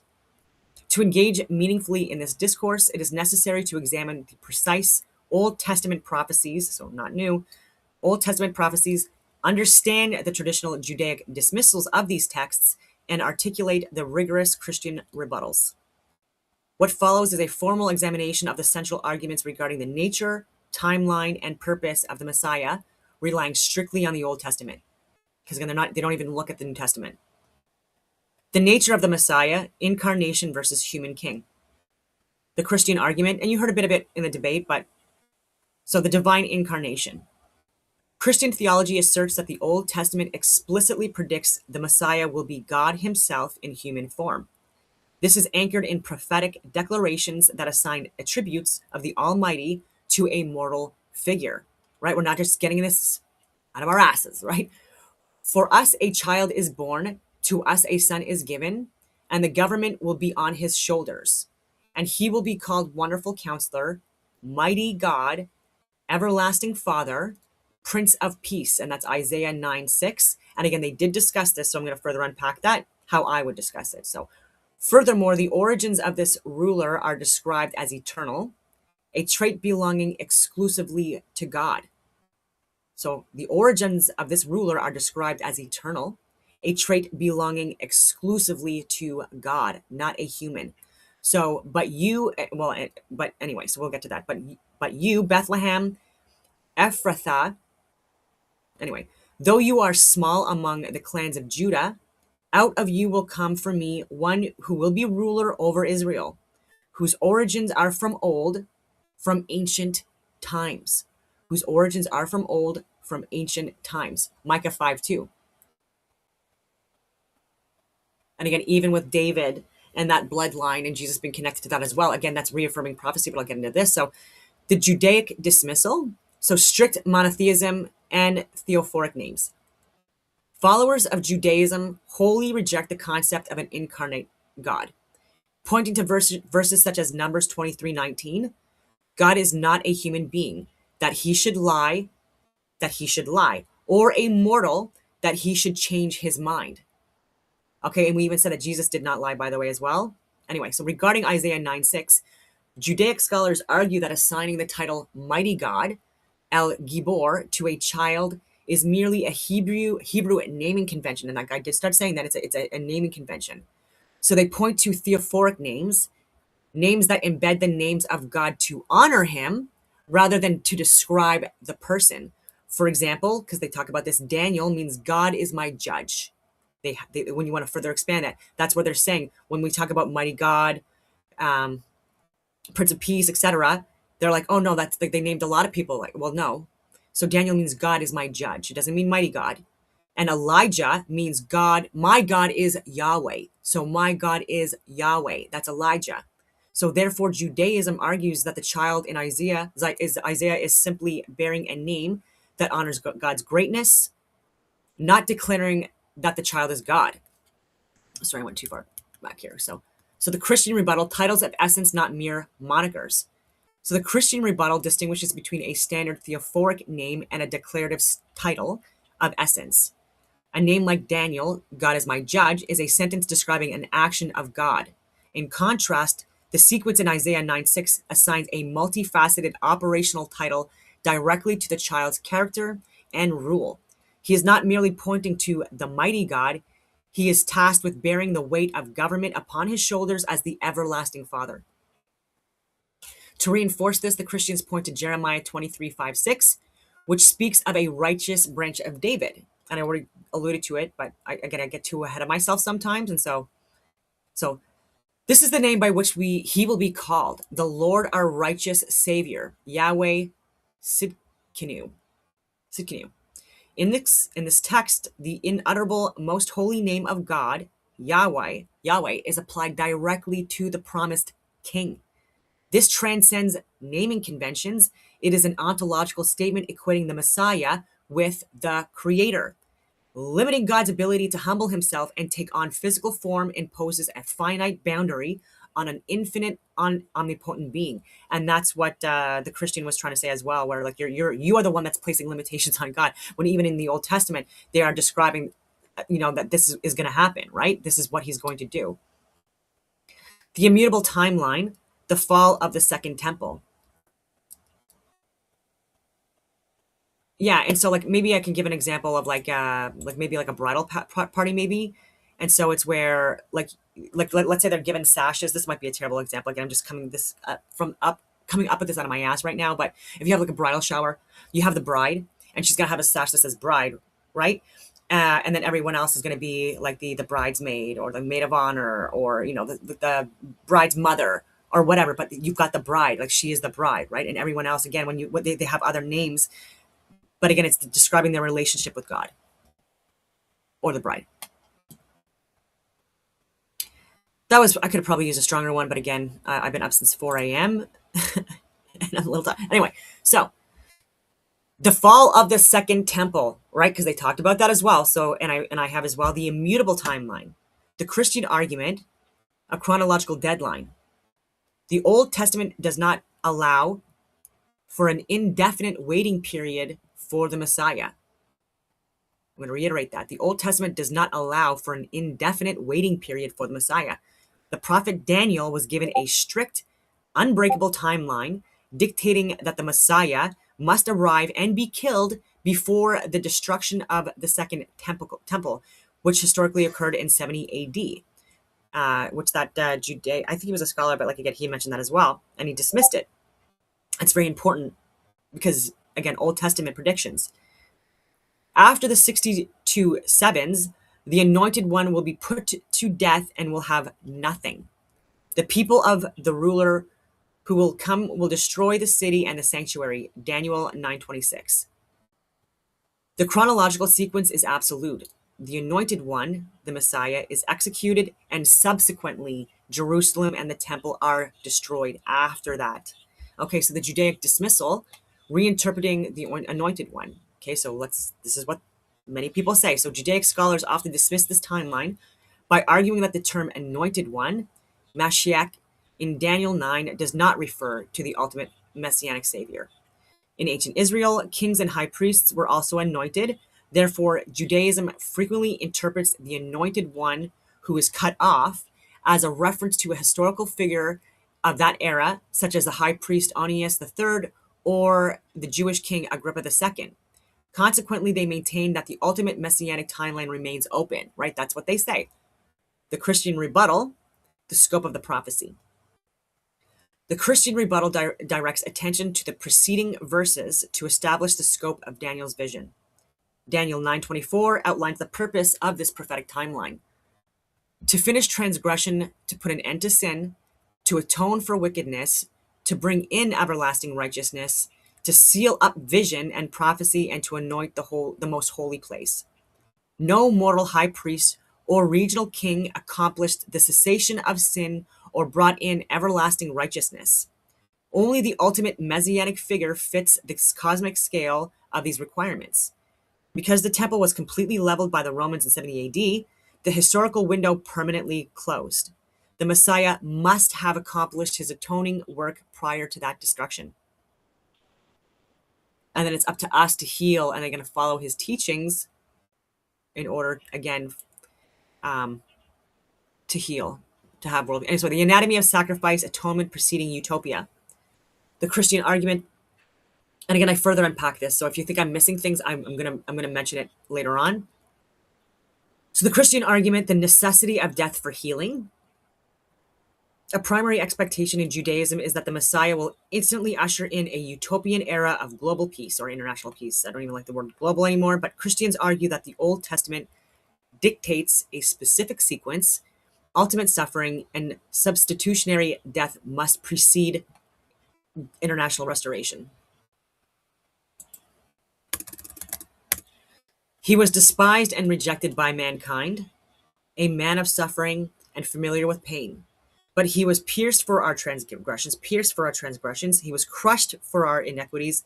The punishment that brought us peace was on him, and by his wounds we are healed. Isaiah 53:5, I already read it. Okay, so additionally, the exact manner of his death, centuries before Roman crucifixion was invented, is detailed by King David. I will say at the time, in other areas of the world, there were these crucifixions that did happen. So it might be something that was adopted or learned about during this time as well. So full disclosure. So dogs surround me. A pack of villains encircle me. They pierce my hands and my feet. All my bones are on display. People stare and gloat over me. Psalm 22:16-17. The Judaic dismissal. Israel as the suffering servant. And that's what that guy said as well. So followers of Judaism firmly reject that Isaiah 53 refers to Jesus or any individual dying for the sins of the world. Traditional Jewish exegesis, I don't even know what that means. Okay, it asserts that the suffering servant is a metaphor for the entire nation of Israel.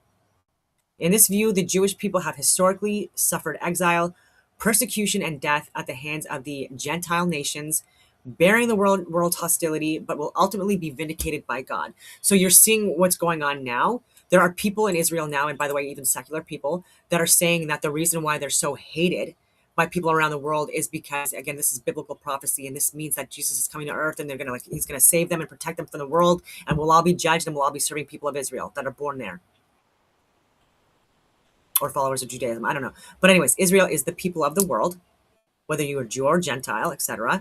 And so, yeah, and when you're committing war crimes and crimes against humanity, and when you've been possibly involved in like the JFK assassination and USS Liberty and the Challenger event and Project Paperclip, and like a lot of propaganda, MK Ultra stuff, like you name it, NASA bullshit propaganda that you've spewed.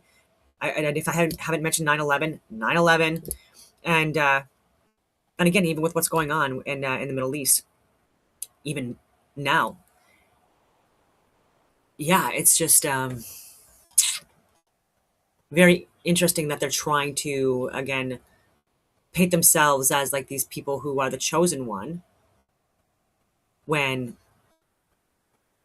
they're the very large enablers of a lot of harm and death and suffering around the world and creating more radicals and people that hate them. But it's not the people of Israel. It's people within the government and within mainstream media, etc., that are lying to people and that are committing war crimes and crimes against humanity, etc., that would not at all be tolerated if these people were part of, Canadian military, etc., at least from my experiences. But we do have people within our intelligence communities and people that work amongst them that, whether they realize it or not, they have no fucking idea what they're talking about regarding anything, and it's so frustrating. And they are creating false flags, and reporting on things that are, again, it's just complete propaganda and fabricated, and using people like Justin Ling, a radical leftist journalist, again, to reference as to the reasons why they feel like there are right wing extremists and domestic terrorists, and to declare an emergency act on Canadian citizens. Okay, moving on. I go on all these tangents. That's why these videos are long. Okay, so the Christian rebuttal, the sinlessness of the Savior. The rebuttal to the Israel as the servant argument is found within the text of Isaiah itself. So first, Isaiah 53:8 states that the servant was stricken for the transgressions of my people. If the servant is the nation of Israel, it is grammatically and logically impossible for Israel to be stricken for the transgressions of Israel. He should have said that. Second, the text, but it's really hard to do this in person when you're recording and there's a lot of information being thrown at you. So again, I do give him credit for even doing it. Yeah. So yeah, grammatically and logically impossible for Israel to be stricken for the transgressions of Israel. Doesn't even make any sense, right? Circular reasoning. So second, the text insists upon the absolute innocence of the sufferer. He was assigned a grave with the wicked and with the rich in his death, though he had done no violence, nor was any deceit in his mouth. Isaiah 53:9, that's Old Testament. Throughout the Old Testament, including earlier chapters of Isaiah, the nation of Israel is repeatedly disciplined precisely because of its rebellion and deceit. Israel cannot be the sinless, substitutionary lamb. The text specifically points to a singular, innocent individual offering his life as an atonement to initiate the healing of humanity. That's where we got it from, right? So it's not, I feel like it's a little bit hypocritical, like that we, not hypocritical, but like we learn, and rightfully so much about the Old Testament and people who follow Judaism. And again, and they're around our holy sites and stuff like that as well. And they don't even want to follow New Testament under Jesus. It's lame. It's just unfortunate. Even with Egypt, though, it's like it used to be majority Christian, Coptic Christian, and not so much anymore. The Christian worldview recognizes that this healing is not an instantaneous political event, but a profound progressive transformation of the human condition over centuries, catalyzed entirely by the prophesied sacrifice. So the more you resist, guys, like even like followers of Judaism, maybe you're not helping. Okay, yes, from a Christian perspective, the Old Testament contains passages that are interpreted as predicting a coming figure, the Messiah, who is more than a mere human prophet. One who comes in human form as God with us, Old Testament, suffers and dies vicariously for humanity's sins, sinless among sinners, rises again, and opens the way to spiritual healing, forgiveness, and relationship with God, a personal relationship with God. The veil was lifted, right? And even with that, having that individual relationship with God through Christianity, by the way, the Christian Bible is that is the first book that was ever used that actually assisted with literacy, right? So 100% literacy in communities because they read the Bible and they were taught at a very young age. And so they were able to have their own interpretations of the Bible, reading it for themselves, having discussions, debates, etc., and much more so than we do now. Yeah, so one who comes in human form as God with us, suffers and dies vicariously for humanity's sins, rises again, and opens the way to a spiritual healing, forgiveness, and relationship with God. This is not presented in the Old Testament Tanakh in the explicit systemic way the New Testament later describes Jesus. Instead, Christians see it through a combination of direct prophecies, typologies, patterns, theophanies, God appearing in human-like form, such as an angel of the Lord in Genesis or Exodus who speaks and acts as God, and titles that imply divinity. The healing and benefits come after the described suffering and death, which aligns with the sequence in key texts and with the Christian timeline. Cross first, then resurrection, gospel proclamation, and spiritual restoration available to believers. I don't really like the way that this was set up. Again, I did get AI help for this, but it's, again, sometimes they throw in shit that I don't like. And that's why there's this new AI platform that someone just shared with me, where it's just the content that you share.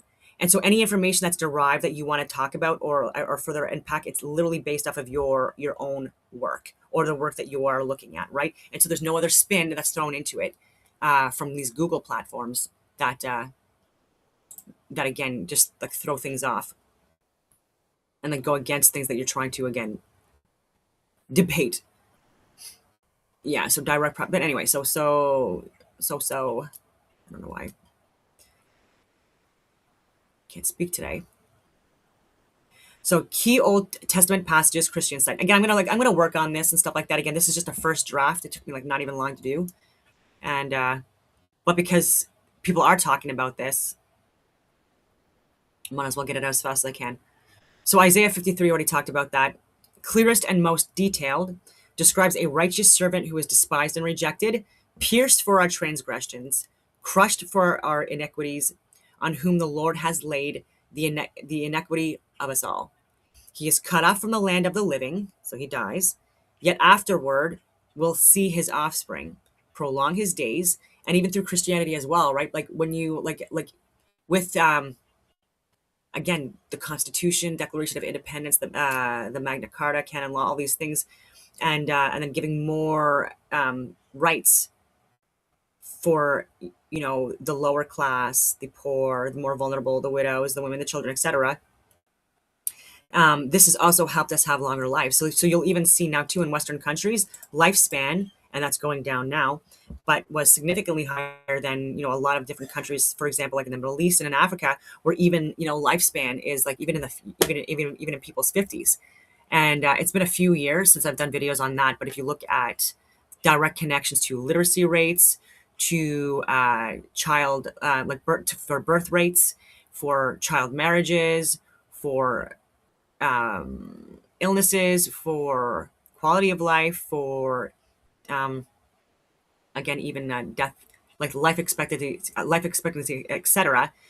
We fared way better off in Western countries than many other countries on all of those. And so even with that, even with prolonged life and less illnesses and less infant mortality rates and stuff like that, it's also because again of our engineering and the way we designed our communities with like waste removal and clean water, etc. And then the education piece and the literacy piece.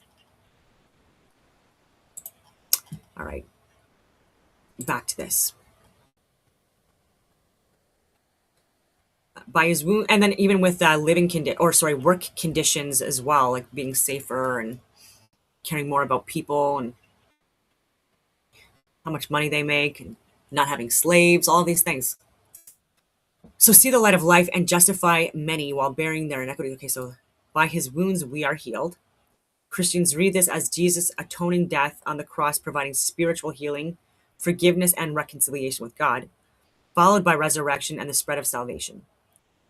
That it was only after his death aspect fits the prophecy's flow, suffering and death described first, then the benefits and vindication.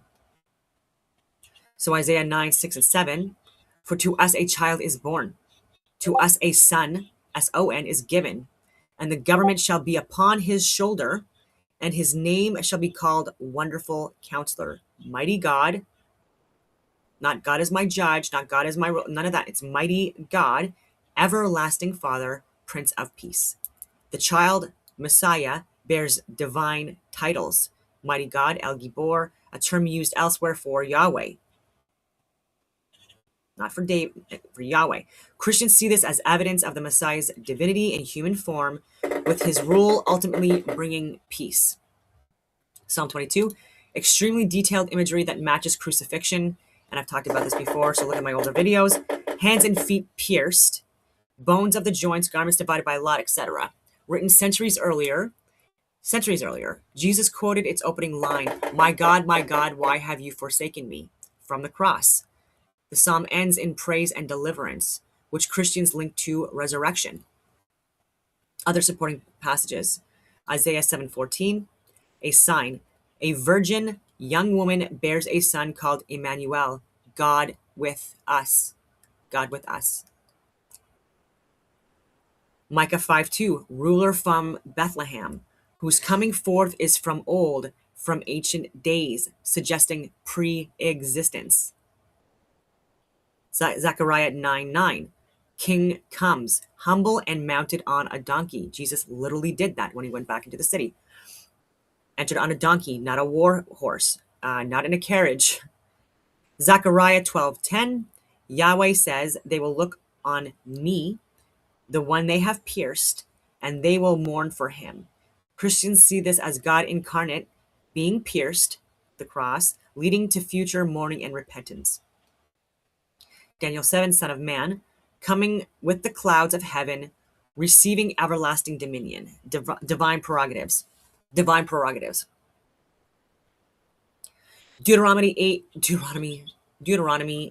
18:15 through 18, a prophet like Moses, whom the people must listen to. Christians see Jesus as the ultimate fulfillment, greater than Moses as revealer of God, by the way, greater than Moses as revealer of God. And Moses gave the 10 Commandments. But I mean, he did steal some of it again from Egyptian and other religions and philosophies of the day from other areas because he was well traveled.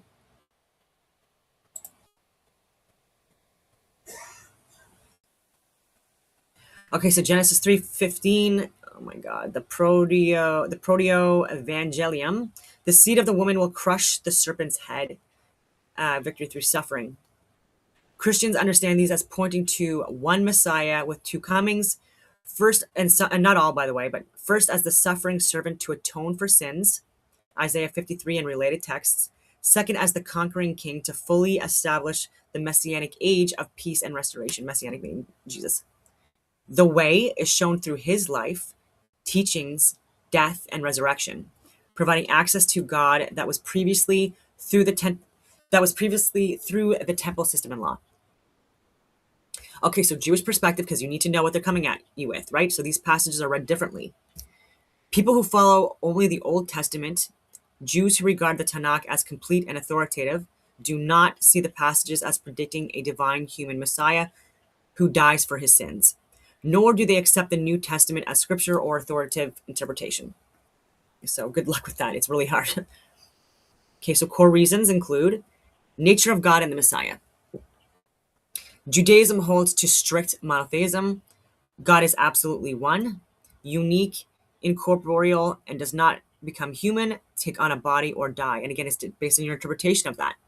So this would contradict key texts like Deuteronomy 6:4, 4:15 through 16, and Isaiah 40:18, 46:5, etc. So you have to look into these, and again, because these will be used, and rightfully so. These are strong arguments. So the Messiah, Mashiach, I don't know if I'm pronouncing that right, anointed one, is expected to be a fully human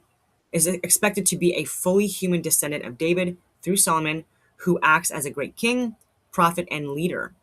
He will succeed in his lifetime at rebuilding the third temple in Jerusalem. And by the way, the third temple is us, like we're the temple and our connection with God. And anyway, so gathering all Jewish exiles back to Israel, Israel being the world, that is everyone, defeating Israel's enemies or ushering in universal peace, and bringing an era of global knowledge of God with no more war or idolatry. So you've got Isaiah 2:4, 11:6-9, Ezekiel 37. A dying Messiah who does not complete these tasks does not fit. So interpretation of specific passages. Again, I was redundant. So Isaiah 53. So mainstream Jewish interpretation, especially post Second Temple period, sees the servant as the nation of Israel collectively, or a righteous remnant leader within it, suffering in exile. The suffering leads to the nation's ultimate recognizing God's truth and Israel. Okay, so it goes on from there. I don't want to be redundant, but I do want to give you the passages that they quote. Okay, so Isaiah 9:6, often understood as referring to King Hezekiah, a historical child born in Isaiah's era, who brought deliverance from Assyria, or as an ideal future Davidic king with honorific titles that praise God or describe the king's role under God, not literal divinity of the person himself.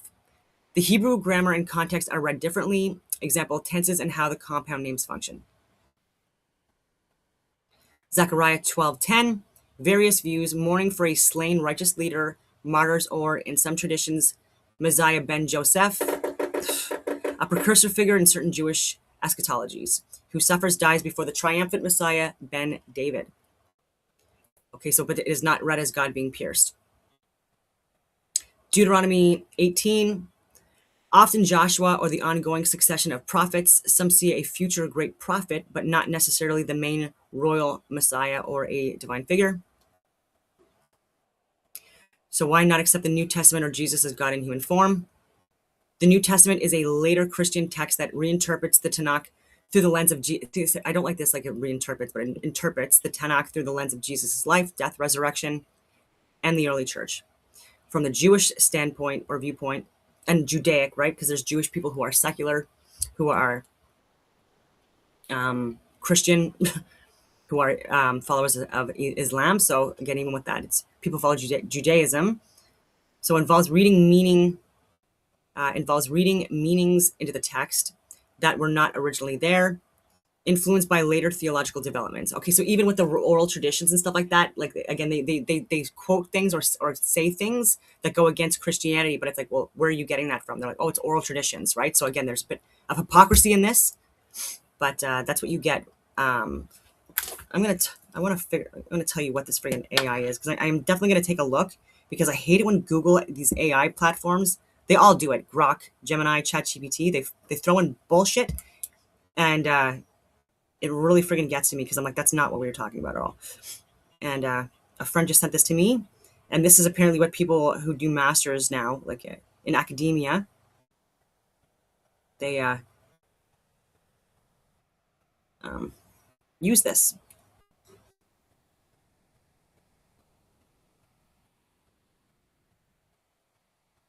Okay.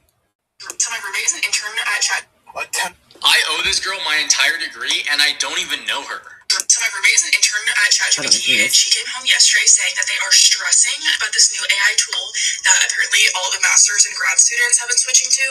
I'm a master's student, so I already knew about this, but I love that ChatGPT is like nervous about it. But the main thing is, you know how ChatGPT hallucinates everything? This tool is like a closed loop, so it only uses information that you give it, and when you give it scientific article, boom, all of your data and information is actually accurate, and you don't have to worry about hallucinations. So let me show you. This is Inara. I can upload all of my files and articles and have them saved here in this library, where then I can organize into different folders to stay organized by topic. Within each folder, I can even ask this agent any questions. The questions that I ask will only pull information from the article I've uploaded. Amazing. So you know that the entire answer is accurate. We can click on any of these little numbers to see exactly where it pulled the information from.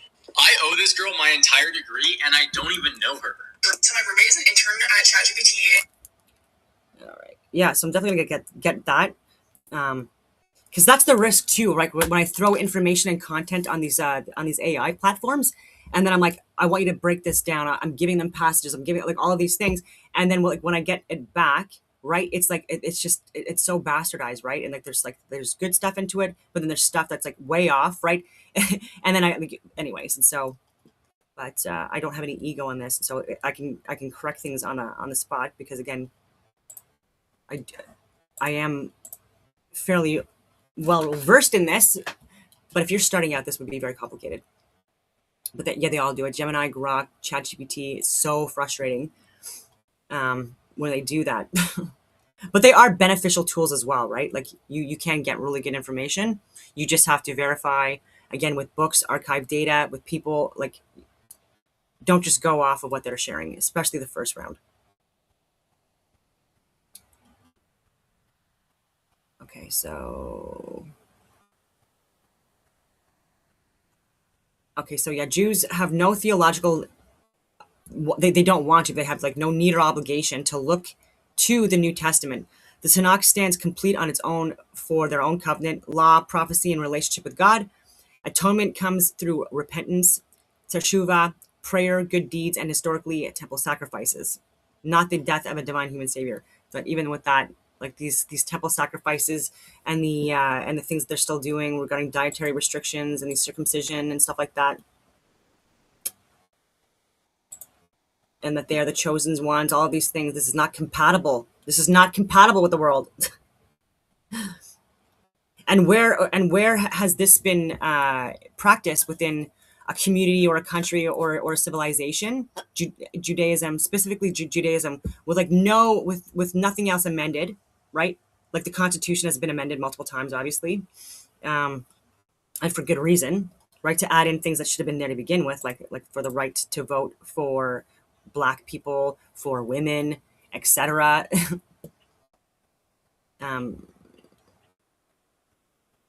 Yeah. Okay, so summary of the divide.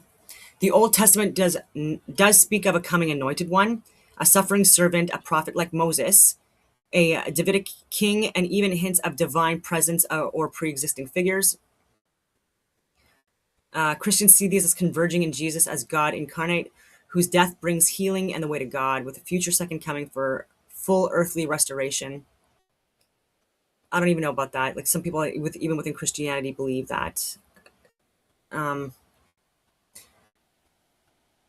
relationship with God again, like if we like repent, etc., and believe, and yeah, follow a good moral life, then the likelihood of you going to heaven is high. Okay, so without incarnation or dying God, man. Okay, so this is one of the old, but even within like that, that's not. This is also not true. So this is annoying to me. So this is one of the oldest and deepest interpretive disagreements in religious history, rooted in how the same ancient Hebrew texts are read in light of different traditions, historical experiences, and theological frameworks. Both sides have centuries of scholarship defending their readings. If you're exploring this, reading the passages in full context, example, all of Isaiah 52 through 54, so not just 53, or Psalm 22, in a neutral translation alongside commentaries from both Jewish, example, Rashi, modern JPS, and Christian traditions, like the Gospels and stuff like that, is the best way to see the argument directly. These are profound matters of faith, not simple facts to prove one way or another. Right? And we shouldn't be like murdering people for this. The Old Testament blueprint. Okay, so further dialectics on the messianic prophecies. To fully grasp the depth of this theological discourse, one must examine the broader tapestry of the Hebrew scriptures. So this is just like another version of what I've already talked about. So it might be redundant. So beyond the nature of incarnation and the timeline of the Second Temple, the Old Testament presents profound complexities regarding how the Messiah arrives, the nature of his priesthood, and the linguistic hints of plurality within the Creator. So expanded examination of these critical arguments, detailing scriptural foundations, the traditional Judaic dismissals, and the formal Christian rebuttals. So the manner of arrival, the donkey versus the clouds of heaven. The Christian argument. The two distinct comings. So Christian theology identifies two completely different descriptions of the Messiah's arrival in the Old Testament. I hate sitting down for so long. Sometimes it really hurts, especially when I do leg workouts the day before. So anyways, which perfectly align with the concept of a first coming. The prophet Zechariah describes a lowly, humble arrival. Rejoice greatly, daughter Zion. Shout, daughter Jerusalem. See, your king comes to you, righteous and victorious, lowly and riding on a donkey, on a colt, the foal of a donkey. Zechariah 9:9. Conversely, the prophet Daniel receives a vision of an apocalyptic, triumphant arrival from the heavens. In my vision at night I looked, and there before me was one like a son of man, coming with the clouds of heaven. He approached the Ancient of Days and was led into his presence. He was given authority, glory, and sovereign power. All nations and peoples of every language worshipped him. Daniel 7:13 through 14. Christians argue that these are sequential events. The first coming was humble, riding a donkey into Jerusalem, which happened, allegedly, to accomplish the sacrifice for, not allegedly, that's what I think, but anyways, to accomplish the sacrifice for sin. While the second coming will be in glory on the clouds to execute international judgment and establish the physical kingdom. The Judaic dismissal, conditional fulfillment. Judaic scholars have long recognized the apparent contradiction between a king arriving on a donkey and one arriving on the clouds of heaven. The traditional dismissal of the two comings theory is found in the Talmud, Sanhedrin 98a. In this view, there is only one messianic arrival, but the manner of that arrival is conditional upon the spiritual state of the Jewish people. The Talmud concludes, if the people of Israel are righteous and worthy, and that's again the people within the world, not just one location, not a physical place, the Messiah will come in glory with the clouds of heaven. If they are unrighteous and unworthy, he will arrive as a beggar, lowly and riding upon a donkey. Therefore, there is no need for two separate arrivals. Sure. The Christian rebuttal, sequential necessities, not alternatives. The Christian rebuttal asserts that the prophecies are not conditional, either or scenarios. They are both absolute, sequential promises. The Old Testament never attaches a condition to these specific prophecies, stating, if you are worthy, this will happen. Furthermore, the Christian framework argues that mankind's inherent sinfulness meant humanity could never be worthy enough to trigger the glorious arrival on their own merit. The lowly arrival was a strict necessity to provide the atoning sacrifice, as outlined in Isaiah 53. Only after the suffering servant has borne the iniquities of the world does he earn the right to return as the conquering king on the clouds, to whom all nations will bow. The pierced speaker and the plurality of God. The Christian argument, God pierced and the complex unity.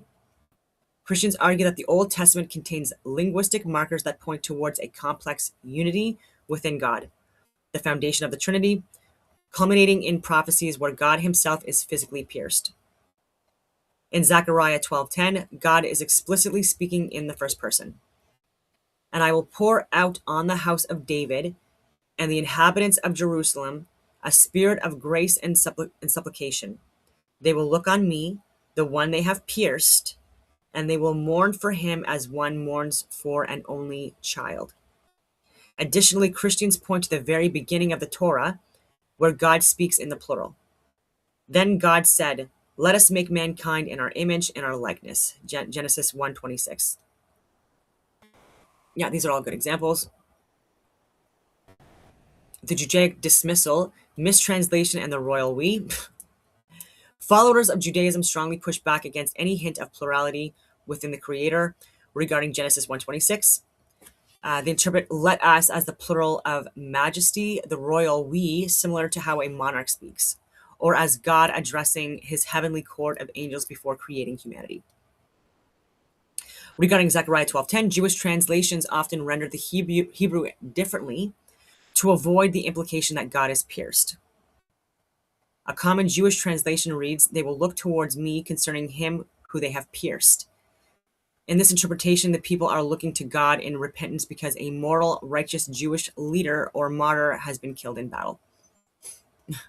The Christian rebuttal, grammatical precision and divine image. The Christian rebuttal to the Genesis argument points to the very next verse, Genesis 1:27. So God created mankind in his own image. God does not share his divine image with angels. Therefore, he could not have been talking to angels when he said, let us make mankind in our image. The conversation must be occurring within Godhead himself, within the Godhead himself. Regarding Zechariah 12:10, Christian scholars point to the precise Hebrew grammar. The text utilizes the Hebrew word et, which functions as a direct object marker pointing directly back to the speaker. The most faithful literal translation is unequivocally, they will look upon me, whom they have pierced. Trying to insert concerning him breaks the grammatical structure of the original Hebrew to protect a theological presupposition. The text declares that the Lord himself endures the piercing, right? And so that is a fact from the Old Testament. And so when they try to explain that away as it's some kind of a mistranslation, no, it is not, because again, we are going off of the Hebrew language in that. And so in that argument, you are limiting God when you say that, again, he did not come down in human form and sacrifice himself for our sins. The ultimate priesthood, the order of Melchizedek, the Christian argument, a new covenant and a new priest. Under the Mosaic law of the Old Testament, the roles of king and high priest were strictly separated. Kings had to come from the tribe of Judah, the line of David, while priests had to come from the tribe of Levi, the line of Aaron. It was forbidden for one man to hold both offices. Yet King David prophesies about the coming Lord, the Messiah, in Psalm 110:4. The Lord has sworn and will not change his mind. You are a priest forever in the order of Melchizedek. Melchizedek was a mysterious figure in Genesis 14, who is both the king of Salem and a priest of God Most High, predating the Levitical law. Christians argue that this prophecy proves the Messiah will completely overhaul the Old Testament law. He will be a king from Judah, but also the ultimate high priest, offering not the blood of bulls or goats, but his own life as the final sacrifice. The Judaic dismissal, Melchizedek as the title of righteousness. Judaism maintains that the laws given to Moses are eternal and cannot be overhauled. Because the Messiah must be from the tribe of Judah, he absolutely cannot be a priest. To resolve Psalm 110, Jewish scholars argue that the Hebrew word Cohen, often translated as priest, can also simply mean a principal officer or minister. Furthermore, they translate Melchizedek literally as righteous king. Melech equals king, Tzedek equals righteous. Therefore, Judaism translates this verse not as a prophecy about a new religious priesthood, but as a promise to David or the Messiah. You will be a chief ruler forever, a righteous king. The Christian rebuttal, the historical reality of Melchizedek. The Christian rebuttal asserts that translating Melchizedek, or however you fucking pronounce it, merely as a descriptive title ignores the established history of the Torah. Melchizedek was a literal historical person who blessed Abraham in Genesis 14. He explicitly brought out bread and wine and is clearly identified as a priest of God Most High. When Psalm 110 references the order of Melchizedek, it is undeniably linking the future Messiah to the specific ancient combined office of priest-king. If the Mosaic law were truly the final, unalterable system for humanity, God would not have promised a future ruler who operates entirely outside the Levitical priesthood. The Old Testament itself points to the eventual obsolescence of the temple sacrifices, making way for the eternal high priest who fulfills both the throne and altar. So it was a bit long-winded. And again, I'm going to build on this and make it a little bit more like a stronger argument or a stronger essay. And I try to be as unbiased as I can. I want to give the arguments that both sides give, right? And hash it out. And then I'll get into one more video. This is a long day. Sorry about that.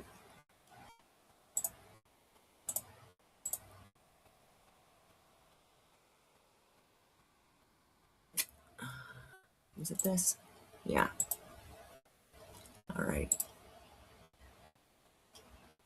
Actually, no. Before I talk about Martin Luther, I'm gonna show this video. Sorry. I can find it.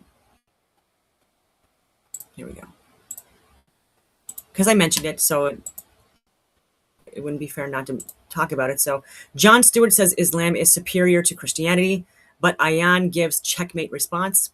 And I highly encourage people to take a look at her interviews and her speaking conventions. I love this woman. She is so smart and so articulate. Anyway, Lee gets confronted by Jon Stewart on her comments about Islam. Take a look. The book is called Heretic, Why Islam Needs a Reformation Now. My first question would be, why does Islam need a reformation now? Because unfortunately, too many people are dying in the name of Islam. Too many women live under oppression. Too many Jews are being demonized for it. Too many gays are being killed in the name of Islam. Too many Christians are being killed in the name of Islam. And I think it really has the answer is to have the Reformation now. But isn't it, if I'm remembering the Reformation correctly, and it's been a while, aren't we having that now? Aren't we having the Reformation now? The Reformation was Martin Luther wanted a purer form of Christianity. And so when he put that up there, it created 100 years of violence and mayhem. Isn't that the process that we are going through right now? It is the process that we're going through right now, and it's the process that I describe in the book, that, talk of reformation in Islam has been underway for a while. And what's interesting about now is, yes, there's a great deal of violence in the name of Islam, but there is an emerging and incredibly important minority of reformers who are risking their lives in trying to get this change done. And I stand with them. I hope you stand with them. Right. Well, no, I mean, I guess my point is, I think people single out Islam as though there's something inherently wrong with it that wasn't wrong with other religions. And so I guess my point is, if Christianity went through almost the exact same process, people who thought they knew better and were pure, and that created violence. And so I get the sense that you think Islam is different than other religions.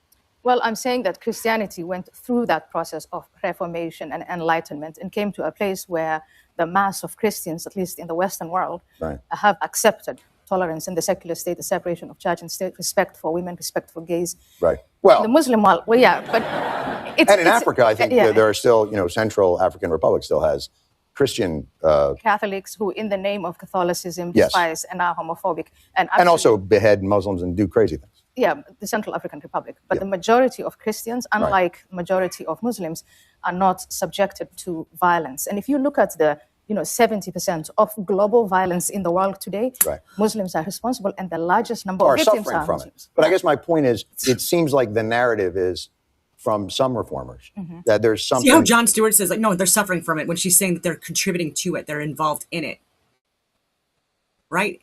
And completely dismissing her points about women and homosexuals and things like that. Like, it's so frustrating. Inherently wrong with this religion that is not wrong with other religions. And that's the thing that I'm trying to get at. Yeah, so here's the key point. Yes. There were Christians, within Christianity, who came out and said, we need to change things, we need to reform, basically. Right. There are now Muslims today in growing numbers, not as large as I would like to see, but in growing numbers, who are not pointing the finger towards Jews or Christians or American foreign policy or some other external factor, but they're saying there's something wrong within our religion. And what I'm trying to do here, as someone who grew up in the religion and came out of it, and very much, driven by a desire to change, or to bring about change, or to bring about change in the conversation, is, okay, let's identify then what is wrong about it. What is it with Islam that we need to change? And then I have these 5 key points. But I guess what I'm saying is the Reformation was not people who wanted to moderate Christianity. It was people who wanted it pure, who felt that the Catholic Church had become corrupt. So the two religions, Christianity is different from Islam. The ones in Islam who are, the Islamic State right now in Iraq and Syria, groups like that, they want a more pure form. They want it as they interpret it, which is as they apply it, and as the Quran says, and as the Prophet Muhammad lived in Medina, they're trying to emulate him in that time. I happen to think that the Quran is actually written by man and by man. And it's time for that narrative to change. So I totally agree with you. But you get what I'm saying. Like, to say that if we just change the text, don't we have to somewhat change? No, what I'm arguing here is not to change the text. What I'm arguing for here is for Muslims to accept the fact that this book is written by men a long time ago, and the morality of the 7th century yet. The morality of the 7th century doesn't apply in the 21st century, and they have to keep that up. I would like to point out the audacity of Jon Stewart trying to label her Islamophobic. She is an ex-Muslim, and they officially recognize her as an apostate, essentially somebody who should be killed. And so for some reason, she should have an affinity for a religion that she left that now wants her dead. That is what he is proposing here. And him trying to equate Islam with other religions doesn't hold up here because, again, Islam is the only religion that has the death penalty for apostasy. If you leave Islam, you are... Oh my goodness. You know what? I'm going to get more into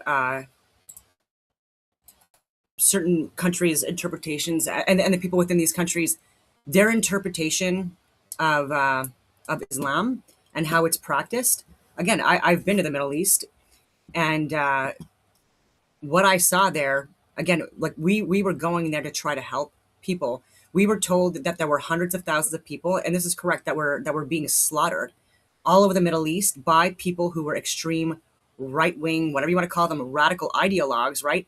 That were imposing Sharia law. And so they were going, if women wanted to be educated, again, like killing them, literally like blowing up schools, kidnappings, all of these different things. It was absolutely horrific. This shit was happening. If you were gay, and again, even with that, like the hypocrisy with that, but again, like stoned to death, etc.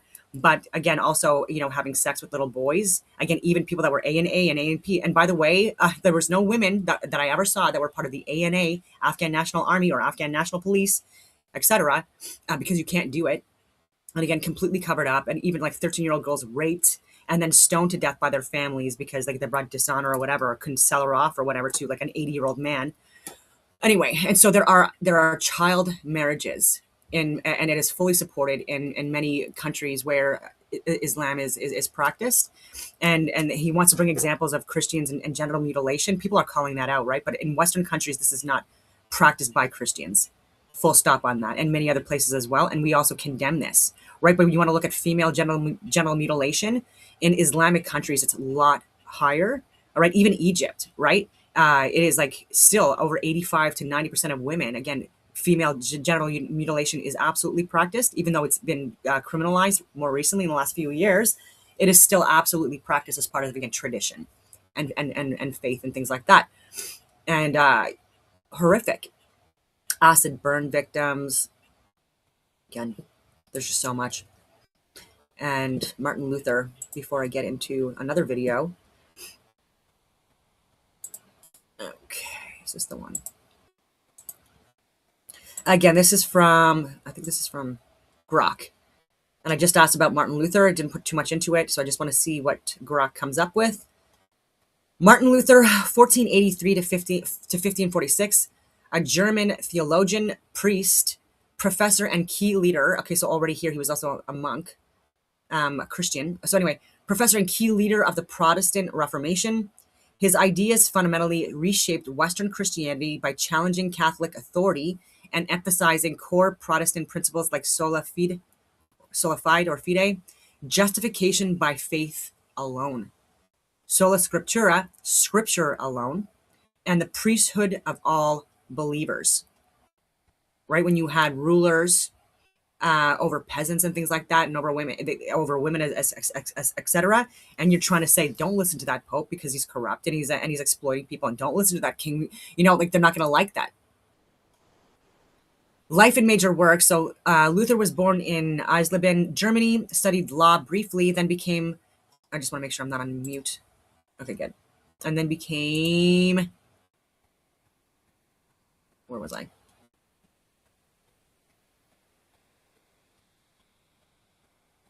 An Augustinian friar after a dramatic vow during a thunderstorm.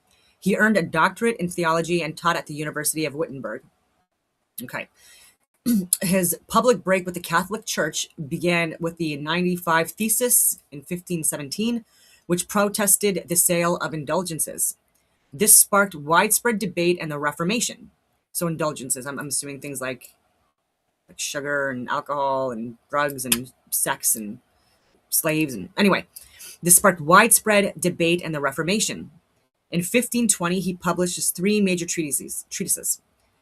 To the Christian nobility of the German nation, calling on German princes to reform the church, on the Babylonian captivity of the church, critiquing the sacraments, and on the freedom of a Christian. He was excommunicated by Pope Leo X in 1521 and declared an Pope Leo. That's very interesting because we have a Pope Leo now. Anyway, and declared an outlaw at the Diet of Worms. He went into hiding, translated the Bible into German, a landmark for literacy and the German language as well. Same as Scotland and Ireland when they started printing the Bible and it being more accessible to everyone, and everyone had to read it. Game changer. Wrote, and that's men and women, by the way, little boys and little girls, wrote hymns, including A Mighty Fortress is Our God, and produced extensive theological writings. He died in 1546. His legacy includes the founding of Lutheranism and profound influence on Protestantism, education, and Western individualism. Luther's views on Jews, early versus later career.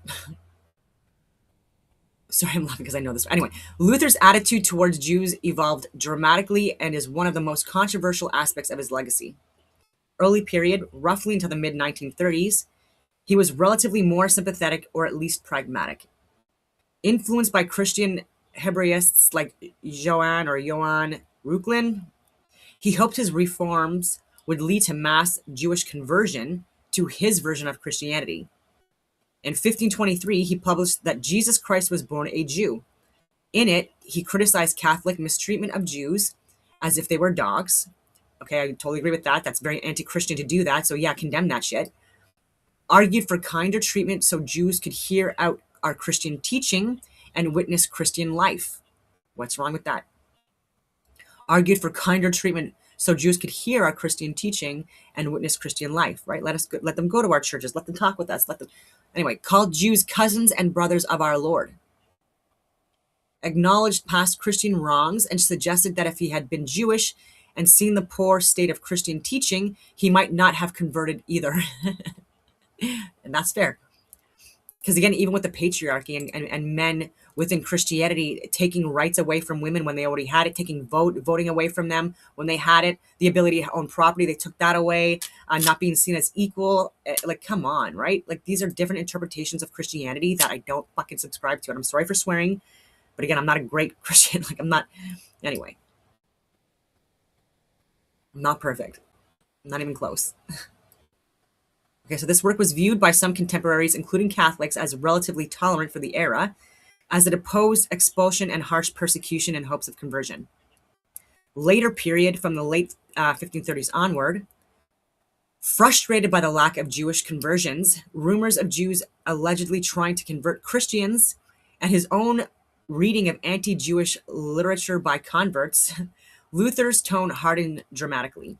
He came to view Jewish refusal to convert as stubbornness or even demonic. In 1543, 3 years before his death, he published the notorious On the Jews and Their Lies. Right? He went from like Jesus is a Jew to like On the Jews and Their Lies. Von den Juden und ihren Lügen. I don't know. A lengthy, about 65,000 words, vitriolic anti-Semitic treatise. Key recommendations included burning synagogues and Jewish schools, destroying Jewish homes, confiscating prayer books, the Talmud, and other religious writings. That's been done to Christians too, by the way. Holodomor, so many other. Anyway, so in Palestine, against Christians, forbidding rabbis from preaching or teaching, seizing Jewish money and property, forcing Jews into manual labor or expelling them entirely from Christian lands, harsh rhetoric calling Jews poisonous, envenomed worms, the devil incarnate, and stating that Christians were at fault in not slaying them. So he did a complete 180. Crazy. He also wrote other late anti-Jewish works, such as On the Shem Hamphoras. He successfully lobbied for restrictions on Jews in territories like Saxony. In one of his final sermons, he still urged conversion or expulsion, referring to Jews as public enemies. Context and legacy of these views. Okay, so anti-Semitism, or more precisely, and I do agree with this more, anti-Judaism, way more accurate. Way more accurate. Anyways, was widespread in medieval and early modern Europe, rooted in church teachings, blood libels, and economic stereotypes. well, it's incompatible religions for so many different reasons, right? So like, yeah, if they're gonna like try to like convert you to their religion when you don't agree with it and you don't like what they've done with human sacrifices and different rituals and dietary restrictions and all these things, and like, then get the fuck out yourself then, like, respectfully speaking. Like, this is what I mean. If you don't like the way things are, then just move. And I know people say like, oh, that's like privilege talking and stuff like that. No, I'm poor as fuck and I have been, right? Like, like moving a shack in the woods, right? Like, anyway.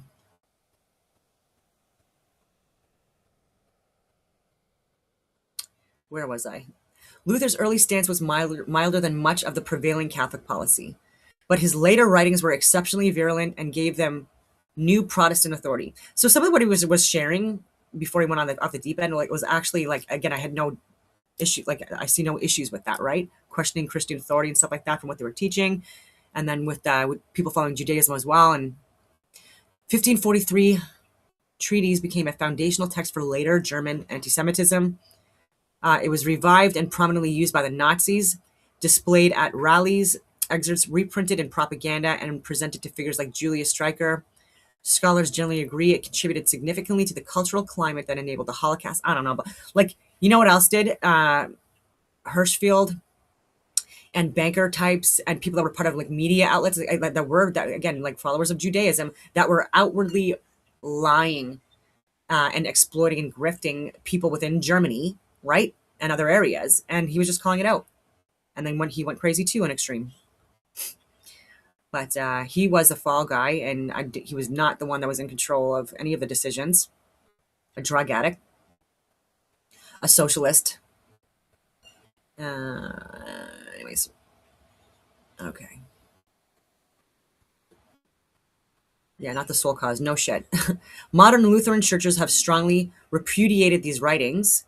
The Evangelical Lutheran Church in America issued a 1994 declaration to the Jewish community acknowledging the anti-Judaic diatribes, rejecting their use by modern anti-Semites, and pledging to oppose anti-Semitism or it should be anti-Judaism, such a wrong term, as contrary to the gospel.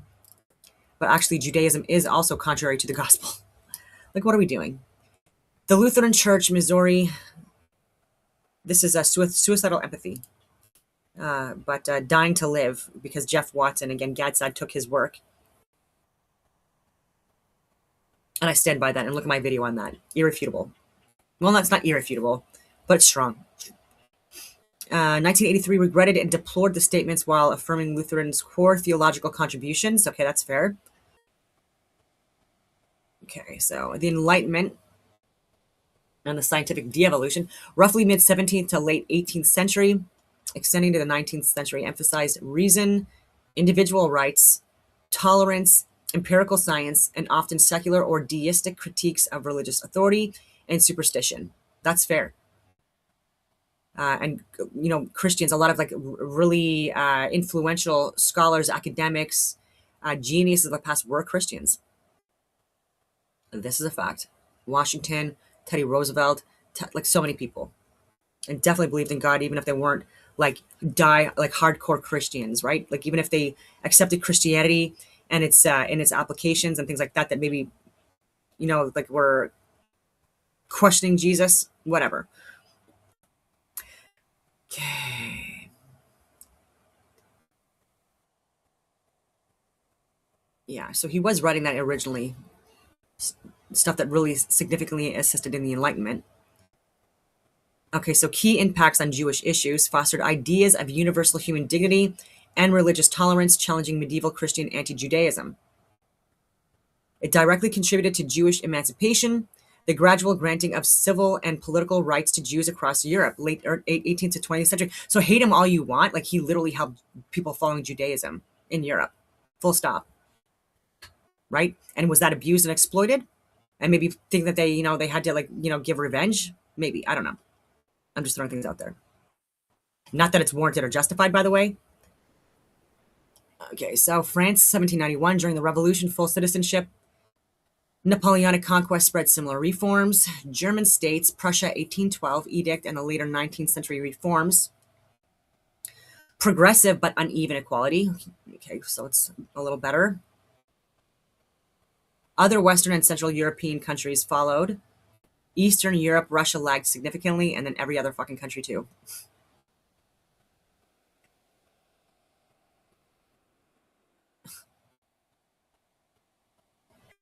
Thinkers like Voltaire, though he held personal prejudices against Jews, Gotthold, Ephraim Lessing, Nathan the Wise, promoting tolerance, Moses Mendelssohn, and Immanuel Kant, critiqued religious fanaticism and advocated reason-based governance. While some Enlightenment figures retained anti-Semitic stereotypes, or anti-Judaic rather, the movement overall shifted Europe towards secular legal equality. They're saying secular, but it's based on the 10 friggin' commandments, right? And even the breakdown of the judicial system, the executive and the legislative branches, and the witnesses and the judges and all these things, it's literally in Christian text. What are we talking about? Codified into our laws. And Charlie Kirk does a really good job of explaining that as well. How multiple passages of the Bible were quoted even in the Declaration of Independence and the Constitution. Same thing for Canada. And then amendments made by quoting the Bible. Okay, so some 19th century Jewish intellectuals, Heinrich Heine, I'm not familiar with, portrayed Luther positively as a forerunner of German culture, freedom of conscience, and eventual emancipation, contrasting Protestant progress with Catholic backwardness. Though this was often an idealized reading, in reality, Luther's own later intolerance clashed with core Enlightenment values. Yeah, so he may have got bitter and resentful at the end, but did bring good work into humanity.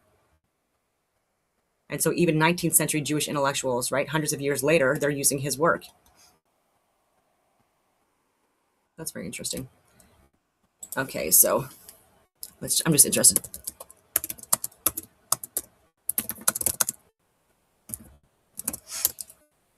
Let's see what it says. Let's see what Grok says.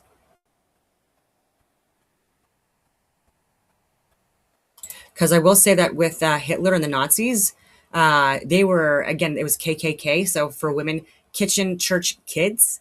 And again, not wanting women to have the right to vote, the right to be educated. Again, they thought they should be trad wives, like sexual slaves, married off at like 13 years old. I'm exaggerating a little bit, but like, you know what I mean? Like young, not educated, women at home being subservient to the fucking man. And again, the patriarchal misinterpretation of Christianity, and not at all what Jesus taught or Moses. Anyway. And so when guys talk about this stuff and girls, I'm like, you lost me. You're not Christian. So Martin Luther's views on women, okay, so they were complex, shaped by 16th century Christian theology, biblical interpretation, and his own experiences. They combined traditional patriarchal ideas with progressive elements for his time, especially in elevating marriage and supporting basic education for girls. Okay, wow. Okay, I'm actually intrigued. Let's go on here. Marriage and family as God's good order. Luther strongly rejected the Catholic Church's emphasis on clerical celibacy. Ooh, that's interesting. I've talked about that too. I better to be celibate than to be, banging everyone and ruining, like breaking hearts and anyway. Emphasis on clerical celibacy and the superiority of virginity monastic life. He taught that marriage is a divine institution ordained by God at creation. Genesis 1:2, intended for companionship, procreation, raising children, and managing sexual desire. He called it one of the highest callings for most people and described it as both secular, part of earthly life, and holy. Okay, so that's what he meant by secular, as in like earthly. Okay. Yeah. Let me see here. I don't know, because there's more to it than that, because even Proverbs 32 talks about the type of woman that her kingly son should pursue and what a virtuous woman should be. Strong, wise, educated, etc. Involved in the community. So Luther strongly rejected the Catholic Church's emphasis on, okay, so I already talked about that. He taught that marriage is a divine institution. Okay, so yeah. He viewed sexual relations within marriage positively, not merely for procreation, but as a natural gift that strengthens the bond. And so I've talked about that as well, where in order to have that connection, to have that close connection and maintain that with your husband, like there should be, again, sexual services offered. This is hard to explain, not just for procreation, right? But also for pleasure, but to like maintain that connection. Because we as humans do have sexual desires, right? But if you're married or you're in a relationship, or you're single and it's like and you have like a whatever going on with consenting adults, yeah, to strengthen a bond. In writing like the Estate of Marriage, 1522, he praised marriage as essential for society and criticized those who despised it. Well, he'd hate a lot of people in Canada today. His own marriage to former nun, Katharina von Bora, in 1525 became a model. It began somewhat pragmatically to spite the devil and provide a home for escaped nuns. Oh, that's kind of nice. But grew into a loving, affectionate partnership. Luther affectionately called her "My Lord Katie," boss of the house, and praised her intelligence, management skills, and faith. She ran their large household, including a brewery and a farm. Okay, so dope. Handled finances and supported his work. They had 6 children, and Luther often expressed deep appreciation for her. She sounds freaking amazing. Wow. Yeah. So gender roles and authority. Okay, so Luther taught spiritual equality between men and women. Both are created in God's image, equally sinful and saved by faith alone through the priesthood of all believers. Women could pray, teach the faith informally, okay, so, and exercise spiritual authority in the home or in emergencies. Okay, so let's see here. So, however, he maintained traditional subordination in earthly life. Okay, so after the fall, Genesis 3, women are weaker in nature, or earthly, yeah, we are physically weaker, more prone to certain weaknesses, emotional, talkative, etc., reflecting common views of his era, including Aristotelian influences. He also believed in slavery and stuff like that as well. So again, some things that he wrote were great, but again, he also had a very interesting life, and possibly with young little boys as well. And anyways, husbands are the head of the household. Wives should submit to their husbands as a way to maintain order and restrain sin. And again, I've talked about my interpretation of that as well, like the head being the source, and sacrificing yourself for your wife, loving your wife. All those sacrifices, meaning not lying, cheating, or stealing, being a shitty human, right? Because again, then she can divorce you. And it even says in the Bible as well, like if a man does not provide or protect or give like food and shelter and all of these things, we don't have to be bound to that man if he's not providing. The responsibilities and duties of a husband. And same thing for a woman, right? So it applies both ways. But again, men haven't had the issue with not being able to divorce women in the past, right? Or marry multiple men, right? Woman's primary vocation is domestic, wife, mother, and manager of the home. Yeah, and if you can, right? But there are people also that have fertility issues, or the people that they were in relationships with were in relationships with, they had fertility issues, and so that's not always the case anymore. Okay, so in his lectures on Genesis, he noted that originally women would have been fully equal to Adam, but post-fall, she must be subordinate. That's his views, fine, whatever. He used vivid, sometimes stereotypical language in sermons and table talks, but also defended women against mistreatment and praised faithful wives and mothers highly. That's cool. Education and spiritual life. Okay, so he advocated schooling for girls as well as boys so they could read the Bible, understand the faith, raise godly children, and manage households wisely. This broke from the Catholic model that often limited women to convents or minimal formal learning. Women gained greater access to scripture in the vernacular, allowing personal faith development, though they remained under their husband's authority in many practical matters. But again, still, even with Teddy Roosevelt and stuff, like he wasn't perfect, but he was damn near fucking close. And he was a badass warrior. You know, like he was in the cavalry, fought in wars and things like that. And again, also really assisted in ending slavery and giving women equal rights. And they get completely dismissed as these white European colonists and like the devil and blah, blah, blah, and all this shit. But like, actually, they did a lot of good for the world. And there's a lot of countries even now, right, where this is not happening. And it's not the case at all. And I'm going to give you that example right now. And it's going to annoy people watching this, but I think it's so important that we watch this so that we can be informed of what we are allowing into our country. And again, it's not the majority, but we are allowing these types of people into our country. All right. And there are people within our countries that are listening to these people, right? They have a lot of influence, like millions of people around the world watch these guys that she's going to talk about and listen to what they say. And if you tell me that you want this for your daughters or your sons, but especially your daughters, you are not well in the head. What I'm going to be talking about here. And again, there are people within Islam that do speak out against this. And these are the people that want to have the reformation within Islam, right? They are saying like, we need to change things up, right? So like, especially again, like for child marriages, for female genital mutilation, for these dowries, for so many different things, stoning to death for adultery, when again, it doesn't happen for the man and he can marry 4 women at least and young girls, right? And so many other things. About the religion of... Oh, sorry, I need to paint the picture here. This is Modi Speaks. Somalia overturns law banning child marriage just 24 hours after male-led protests. Where's the feminists in Canada and the US talking about this? Where's CNN talking about this? Or Fox, or CBC, or Global News, or politicians? Problem. Okay, I'm talking about it because it is indeed the religion of problem. Anything it touches turns to decay. Any country it radically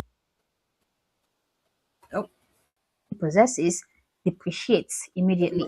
And any human who follows its ways becomes dangerous both to themselves, to their loved ones, and to their society at large. Now, I want to shine a light on what is happening in Somalia today. I know Ilhan Omar and Mohammed Fateh don't want to talk about this. They don't want you to know about this evil going on in their native country. They don't. But I am here to expose the evil. Now, this evil is not just happening in the 99.9% Muslim populated Somalia.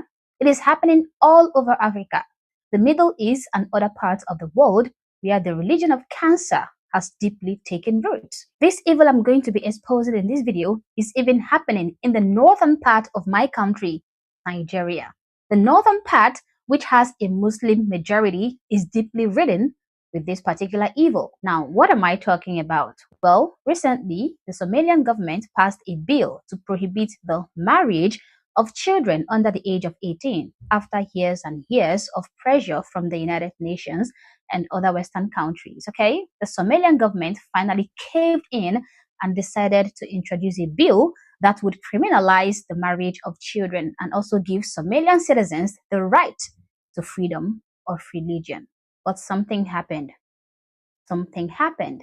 Barely 24 hours after the introduction of this bill, the Somalian people lost their minds, okay? They could not comprehend the idea of criminalizing 80-year-old men from marrying 9-year-old children. It was a taboo for the government to say that grandpas should not have any intercourse with minors who are not even old enough to be their great-granddaughters. So they took to the streets in protest, demanding that the bill should be rejected and overthrown. And to my greatest lack of surprise, it was overthrown.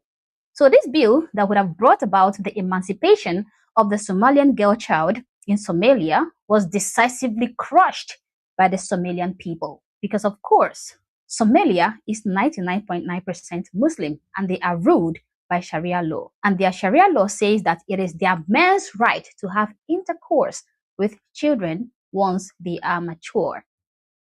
Mature children. What an oxymoron. Anyway, let's hear from the Somalians themselves.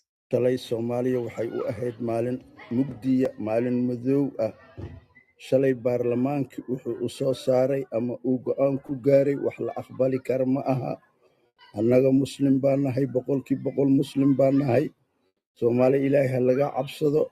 Arrintan arrinka hortag u baahan waaye. Aabay culimmadeena Soomaaliyeed aabay. aabay culimmadeena soomaaliyeed waarithal ambiyaa baa tihiin idinka hadal maqalnaa maxaa dhacay maxaa loogu aamusan yahay arrintan aaway sheekh sumow aabay ma noola miyaa aabay sheekh shaakir ma noola miyaa war aabay culimmadeena ilaahay hanka cabsano war ilaahay hanka cabsano ilaahay u laabano sheekh maxamed macalin abshir aabay sheekh nuur cali jimcaale aabay war ilaahay hanka cabsano sheekh cabdirasaaq ashcaari aabay war ilaahay hanka cabsano war ilaahay hanka cabsano arrintan arrin la aqbali kara maaha dadkan waana rogayaan ilaahay hanka cabsano war ilaahay hanka cabsano ilaahay hanka cabsano These people will ruin us. I can't have sex with an 8-year-old. He's so disgusting. Again, if you think that this is okay, I can't even handle this, honestly. And what he's saying too, we need to fear Allah. Really? You're worried about Allah, and he's talking about maturation and stuff like that. arrimahan laga hortago arrima la aqbali karo Cannot maaha accept 18 sano gaalay u qoran tahay caruurtooda ku qaangaaraan annaga inaan ku raacno ma aha nabiga sallallahu We alayhi mustn't wasallam follow them. The Prophet commanded us to fight the mushrikeen, the non-Muslims. So anyone that wants to tell them that you can't marry an 8-year-old when you're 80 years old, like, no, they gotta fight us. خالف المشركين بو نفري إن المشركين داخل We was ordered to combat them, not follow them. أبنانا لا فري إلهي أنك عبسن وإلهي أنك عبسن وإلهي أنك عبسن. This old man is literally crying because men as old as him and even those older than him are told by this Somalian bill that they can no longer abuse little female children. And their argument is that as soon as a child starts her period, she could be as young as 8 or whatever. They say that that is when she is ready. That is when she's mature, when a child starts her period, right? Even if she's not fully developed, height-wise, no breast tissue develops so that she can even breastfeed her child. Her pelvic area, etc., not fully developed and large enough to even bear fucking child. Just horrific, right? So not at all mature. And their thing is like, oh, as soon as she starts her period, yep, like let's like game on, right? She's now an old hag, right? Got to marry her off to some 80-year-old. And even and then also like mentally as well, absolutely not mature. An 8-year-old, a 12-year-old, absolutely not cognitively mature. And again, cognitive science degree, I was in my 4th year, and again, because of other electives I was taking, and there was like a lot of pseudoscience being taught, I ended up pausing my degree. But cognitively speaking, like your brain stops developing, like it could be even in your mid-20s, right? And so absolutely not developed at this point in time either. And then spiritually, right? Like, does she even know how to read and write or any of these things? Like even basic education and things like that. And then she is again like trapped into these marriages, right, where she's literally a sex slave. And then that's what they're considered, that's what they're judging women on, right? They're like, oh, look at this woman because she's getting older and stuff like that as well, but not educated, not spiritually educated, and still a slave, all of these things. And it's like that, and that's your interpretation of women, right? Like of someone that you literally groomed at a young age and raped and tortured. And you're like, oh, like, yeah, I can't have conversations with her like I can with like my male counterparts. And yeah, there's a reason for it. And then having them covered up and stuff like that as well. And again, not mature. Again, that's why 18, 19, 21, this is Christianity. This is Christians that pushed there to be age limits and to be held accountable for people that don't abide by that. In some places, I guess it's 16 as well. And you can have like your parental consent. But again, even that is highly, highly frowned upon, and public shaming and stuff like that as well within Western societies. Not so much anymore. They are setting up cameras and weeping, calling on fellow Islamic scholars and sheikhs to demand that this bill be turned down. He directly cited the Quran, explaining that it is an Islamic law to marry female children once they mature. And for them, that maturity can be as early as 8 or 9 years old, even 6 years old in cases of that of their Prophet Muhammad. When we say that Islam is cancer, and when China says that it is a mental illness, none of us are lying. The fact that this man is shamelessly showing his disgusting face on camera, crying because Somalia wanted to introduce a law that will protect their female children is the most despicable thing I have ever witnessed in my life. My goodness. Here is another Islamic old man crying about the same thing. sharcigan la leeyahay baarlamaanka federaalka ayaa ansixiyey oo carruurtu Yeah, they're saying new law introduced where they're saying children will mature at 18. ay ku qaangaaraysaa 18 ama 18 sidaa u taqaano. Waxa waaye annaga haddaan nahay If we are Muslim men and women, muslimaad, mu'miniin, and believing men and believing women, nama khuseeyo. It should not concern us. This is an elder saying this. Waxaa dhacay annagu waxaan That's because we aaminsanahay only follow Allah's laws and obey the Prophet. shareecada islaamka oo warka Allah ah iyo warka nabiga calayhi salaatu wasalaam, taas ayaan aaminsanahay sharcigaanuna oo ah And this new law where the children mature at 18, inay ciyaalku ku qaangaarayaan 18 sano, shareecada islaamka waa baalmarsan the yahay, Islamic wuu laws are khilaafsan against yahay, waa that. ka soo horjeedaa. Saa darteed annaga nama khuseeyo So muslimiin. therefore, as Muslims, it shouldn't concern us. Well, what if you're in Canada? What if you're in the US? What if you're in Europe? Oh, actually, now the king as well. And again, not my king, never was. Again, Irish, Scottish, French background. Take a look at our history with the crown in Europe and in Canada and in the US. Not fans. And so, yeah, but he's totally sold out and like not a representative of Christianity anymore, even though Europe was built on Christianity and off of Christians. And so, but anyway, so yeah, therefore, and there's no go zones, by the way, in Europe and in Canada and the US. There's no go zones now where this is fully practiced and implemented. And there are more and more people exposing this and recording it and etc. And so don't just take my word for it. muslimaad, mu'miniin, mu'minaad haddaan nahay nama khuseeyo. Cod dheer ayaana ku And I will say loud and clear, sheegaya inuusan na khuseyn. it should not concern us Maxaa dhacay shareecada islaamka ayuu because it's against Allah's laws. ka soo horjeedaa.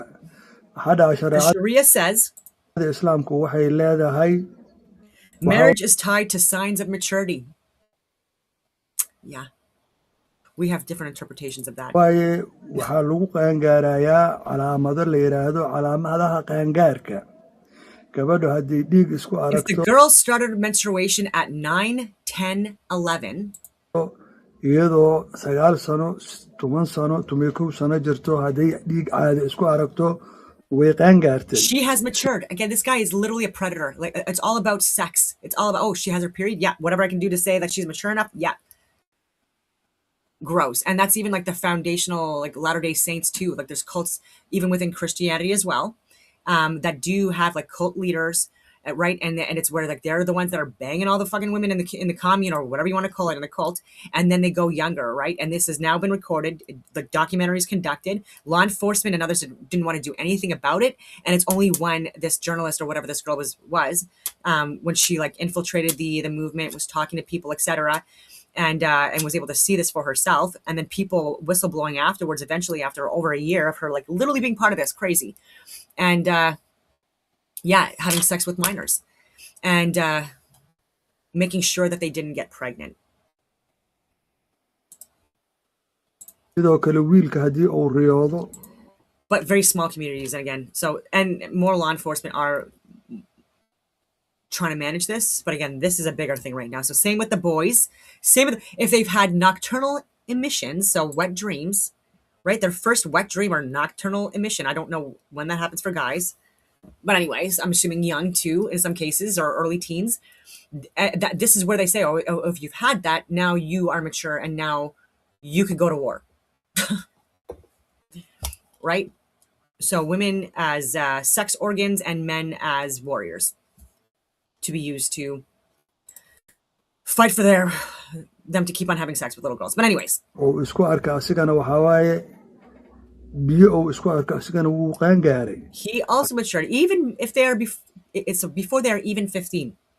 Soon weli iyagoon weliba 15 aan gaarin. I wish a lot of people will share this video because a lot of individuals are still living in the dark. They don't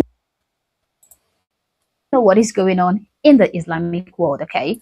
All these Somalians crying about the new bill that was about to be introduced in Somalia are only citing their religion, their Islamic religion, as the basis of their complaint. They are not saying that this is against their culture, even though it would be a disgusting culture, okay? Rather, they are saying that this is against the teachings of their Islamic religion. It is against Islam. We must fear Allah. We must always do what Allah says, okay? We must fear Allah.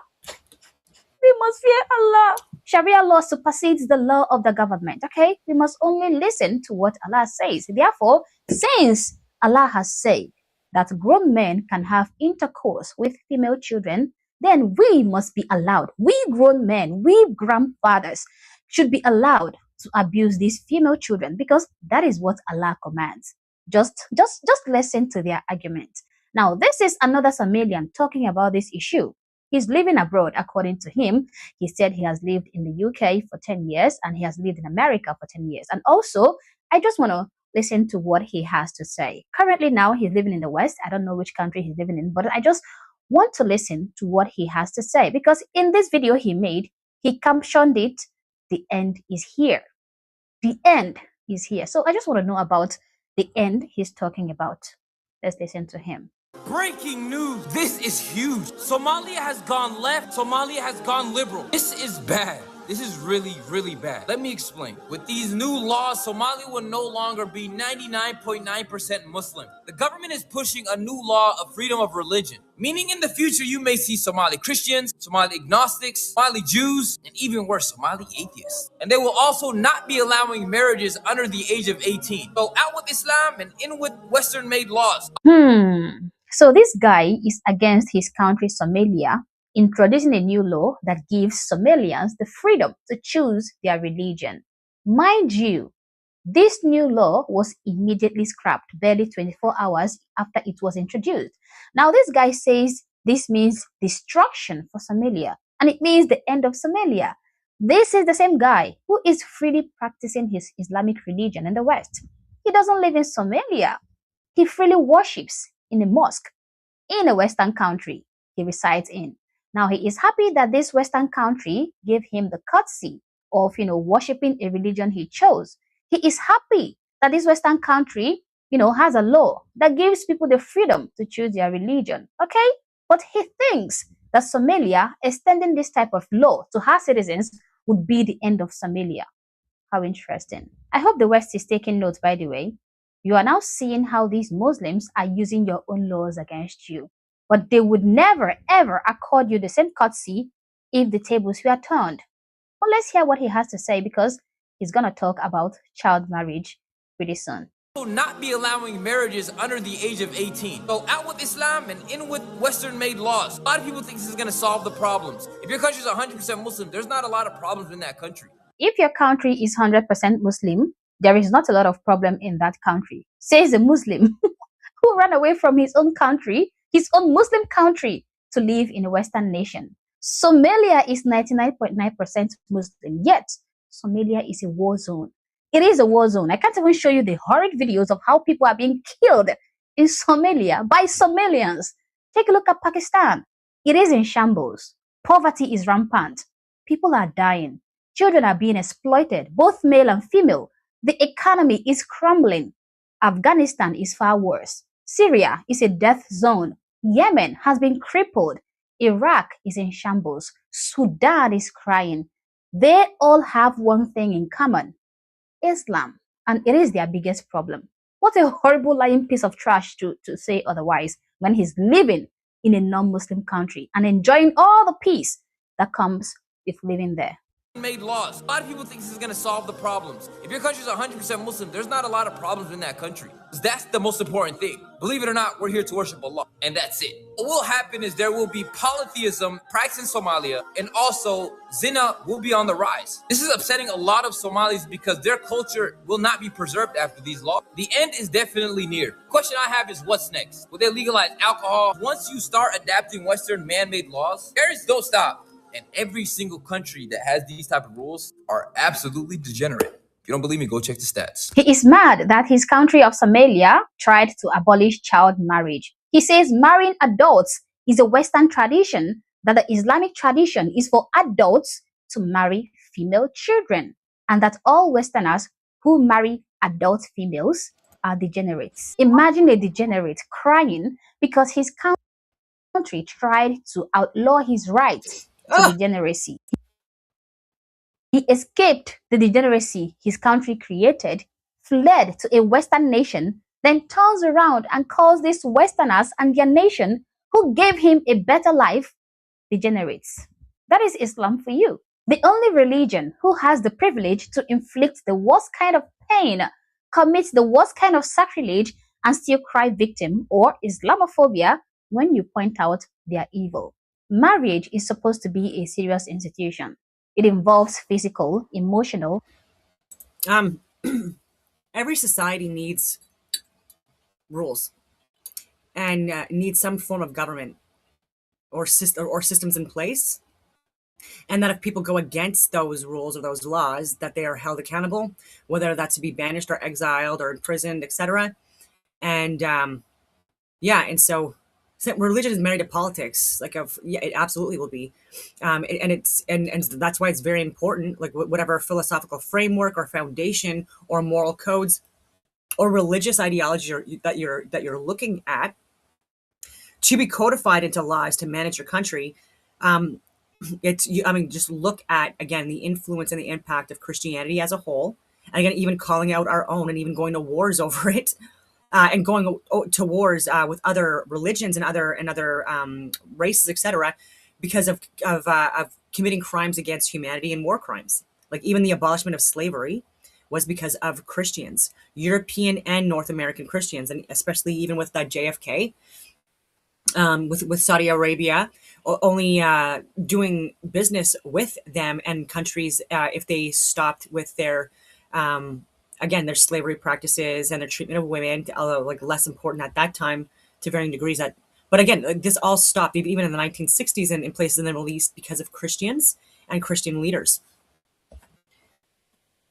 And so that's why it was interesting that Malcolm X, who became a Muslim, he went to Saudi Arabia to meet the prince. 2 years before that, slavery was abolished in Saudi Arabia, and black slaves as well, Malcolm X. And it was JFK, your Christian white leader from the US that you hate so much, that is the one that, again, literally ended slavery within, and they were still practicing it. They were just like, oh yeah, we're not practicing it anymore. And then, that's what happened. And so Christianity codified into laws, thou shalt not murder, cheat, steal, etc., etc. Look at the Constitution, look at the Declaration of Independence, look at the Magna Carta. Again, I keep on saying this, and then look at Sharia law, look at other religions or ideological frameworks, like even Buddhism and Confucianism, etc., and these polytheistic religions, etc., and how it's practiced and how their governments or how their communities or countries are governed. And you'll see stark differences. Even the most peaceful places where identify as peaceful polytheistic religious faiths, whatever you want to call it, there's a lot of I would say poverty. There's a lot of mismanagement of resources and stuff like that. A lot of, again, I won't even get into it, but air pollution, water pollution, rapes, gang rapes and stuff like that. Curfews for women. Anyway. And economic and social responsibilities. When you place a child in that institution, you are placing someone into a relationship and a set of responsibilities that their body, their mind, and their life are simply not prepared for, okay? No religion under the face of the planet affirms that 8 and 9-year-old little girls are mature and should be allowed to get married to 80 or 70-year-old men, or even if it's 30-year-old men. None, except Islam. This is simply child exploitation, a violation of basic human dignity of these children. It should be a taboo, but the world is quiet about this. Take a look at these children who are allowed by an evil religion to be dehumanized and disrespected and put through hell by the men of their religion. These girls are legally allowed by their country and Sharia law, their Islamic religion, for the old men, their religion, to destroy their lives abuse them, torture them, it should be an abomination. The men should be stoned to death, but instead, they are rewarded. Their religion legalizes the suffering of these little girls and even criminalizes those of them who refuse to be abused and exploited. There is a popular saying in Somalia that says, Gabad amagod hakaga, Jerto amagunti rag, which loosely translates to, a girl should either be married or in a grave. So if a girl refuses to be abused, she is as good as dead. What a religion. This is a young girl, a young female girl of 10 years old, married to a man more than old enough to be her great-grandfather. And as you can see, she is even pregnant. What a disaster. That man right there is her husband. They came to the market to purchase some items. My God. Ah, God, this is so disheartening. A pretty little child, a very beautiful baby with her future ahead of her. But the religion of problem just destroyed her life even before she turned 11 years old. Why is this allowed to happen in 2025? Why? Nobody is talking about the trauma these children go through, the pains they are subjected to when you force their extremely young body to go through a process it is not yet ready for. Processes like pregnancy. One of the most heartbreaking complications is obstetric fistula, which is caused by prolonged obstructed labor in a woman whose pelvis is too underdeveloped for safe childbirth. That can leave the girl leaking urine or feces. She will be socially ostracized and medically damaged for life. Beyond that, being taken out of school, being placed into domestic servitude, losing opportunities, being vulnerable to violence is not what I would wish for on any child. This is not only happening in Somalia, it is happening all over the Islamic world. Anywhere you see Islam, it is happening there. And hey, it is pretty common, it is normal, and it is acceptable among these guys. My heart is really, really heavy, extremely heavy, especially when I think about these little girls, okay? When I think about them being legally destroyed every single day. I hope the world gets rid of this evil. I really hope we see the end of this horror one day. Amen. Guys, these are my opinions. These are my thoughts. Please feel free to share yours in the comment section below, but do so respectfully. Also, if you're not yet subscribed to this channel, honestly, yeah. Am I on mute? No. Yeah. Great channel. Very brave for her to even like post this, and this over 1 million views 8 months ago. Wow. So let's see some of the comments. This is sickening, and you can see how uncomfortable the girls are. And they do also, by the way, they drug these little girls as well, and women that are part of these like forced marriages and stuff like that, and with things like cat and opium and you name it. Yeah, the fact that they're still calling them children and still want to defile them is insane. Seeing pregnant 10-year-olds is absolutely sickening. Yep, and he's so happy and like I just can't. Oh my goodness. It is disgusting practice and needs to be banned worldwide. So why? Yeah, and so like protesting against banning child rape is fucking disgusting. Yeah, it is. And we fund, like we give so much money. And how many billions of dollars has Elon Omar, you know, and the American government given to Somalia? And this is what they're getting back. Like again, with this alone, like why fund? And to educate, but no, it's not working clearly, right? Things are, and in other countries as well. If they're committing war crimes and crimes against humanity, against their own people, like child brides, the female genital mutilation, all of this stuff, the dowries, they act like, and then even like, again, like killing homosexuals, right?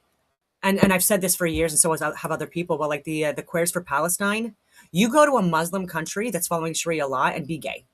Right. I've been to Afghanistan. Like I know what happens and other areas. And so, yeah. And I've seen videos and footage from people on the ground and or sharing information from what happens to people who are homosexual. And that's why also like being trans in places like Iran is like a big thing because again, it's like it is a sin punishable by death to be gay. And so like if you turn into a woman, right, even though you can't but physically do it or biologically do it, then you could be okay, right? And again, that's also a grift as well. And I wonder how much Western society grifters, right, people part of the medical, scientific, industrial, military complex, technological complex, benefit from that and have kickbacks and shares and stocks in these companies and stuff like that that are used, right, to push this. not helping, even with this like DEI woke ESG push in the Canadian Armed Forces, completely crippled us. We used to be, again, like some of the fiercest, strongest warriors worldwide, right? With like our tactics, our strategies, like even like what we could do, like even one person, like more of a jack of all trades, because we have less people, so you have to train more on more things. And yeah, and we went from that to tampons in men's bathrooms, dress standards ridiculous, and again, just citations and accommodations where like the first thing on the list for criteria is DEI, and saying that DEI is here to stay, and then look at the new recruits and where they're coming from and the issues that we're having with that. Not only with passing basic training and basic aptitude tests and physical fitness tests and weapons handling drills, but also not liking the fact that they're being trained by women, right? So even female officers being disrespected, attacked, harassed, assaulted, etc., by people that have only been to Canada, and specifically, again, to be in these, to be in the military, again, for this another behavioral experiment or whatever you want to call it, or experiment for 3 months, and literally here just to be part of our, like with the promise of, again, being part of the Canadian Armed Forces, and even being officers. Can't even speak the language, not at all like compatible cultures. Again, in not all cases, but a lot. And again, look at the stats. Whistleblowers have released the stats and the issues and the reports that have come out, regarding basic training in Canada and recruitment and issues that are had, and it's through the roof. Okay, let's see here.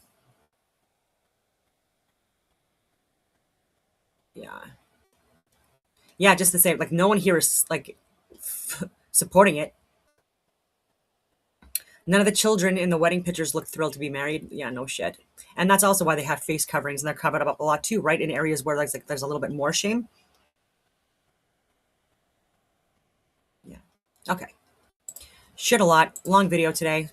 And so on that note, I will leave it at that and hope that everyone has a wonderful rest of your day.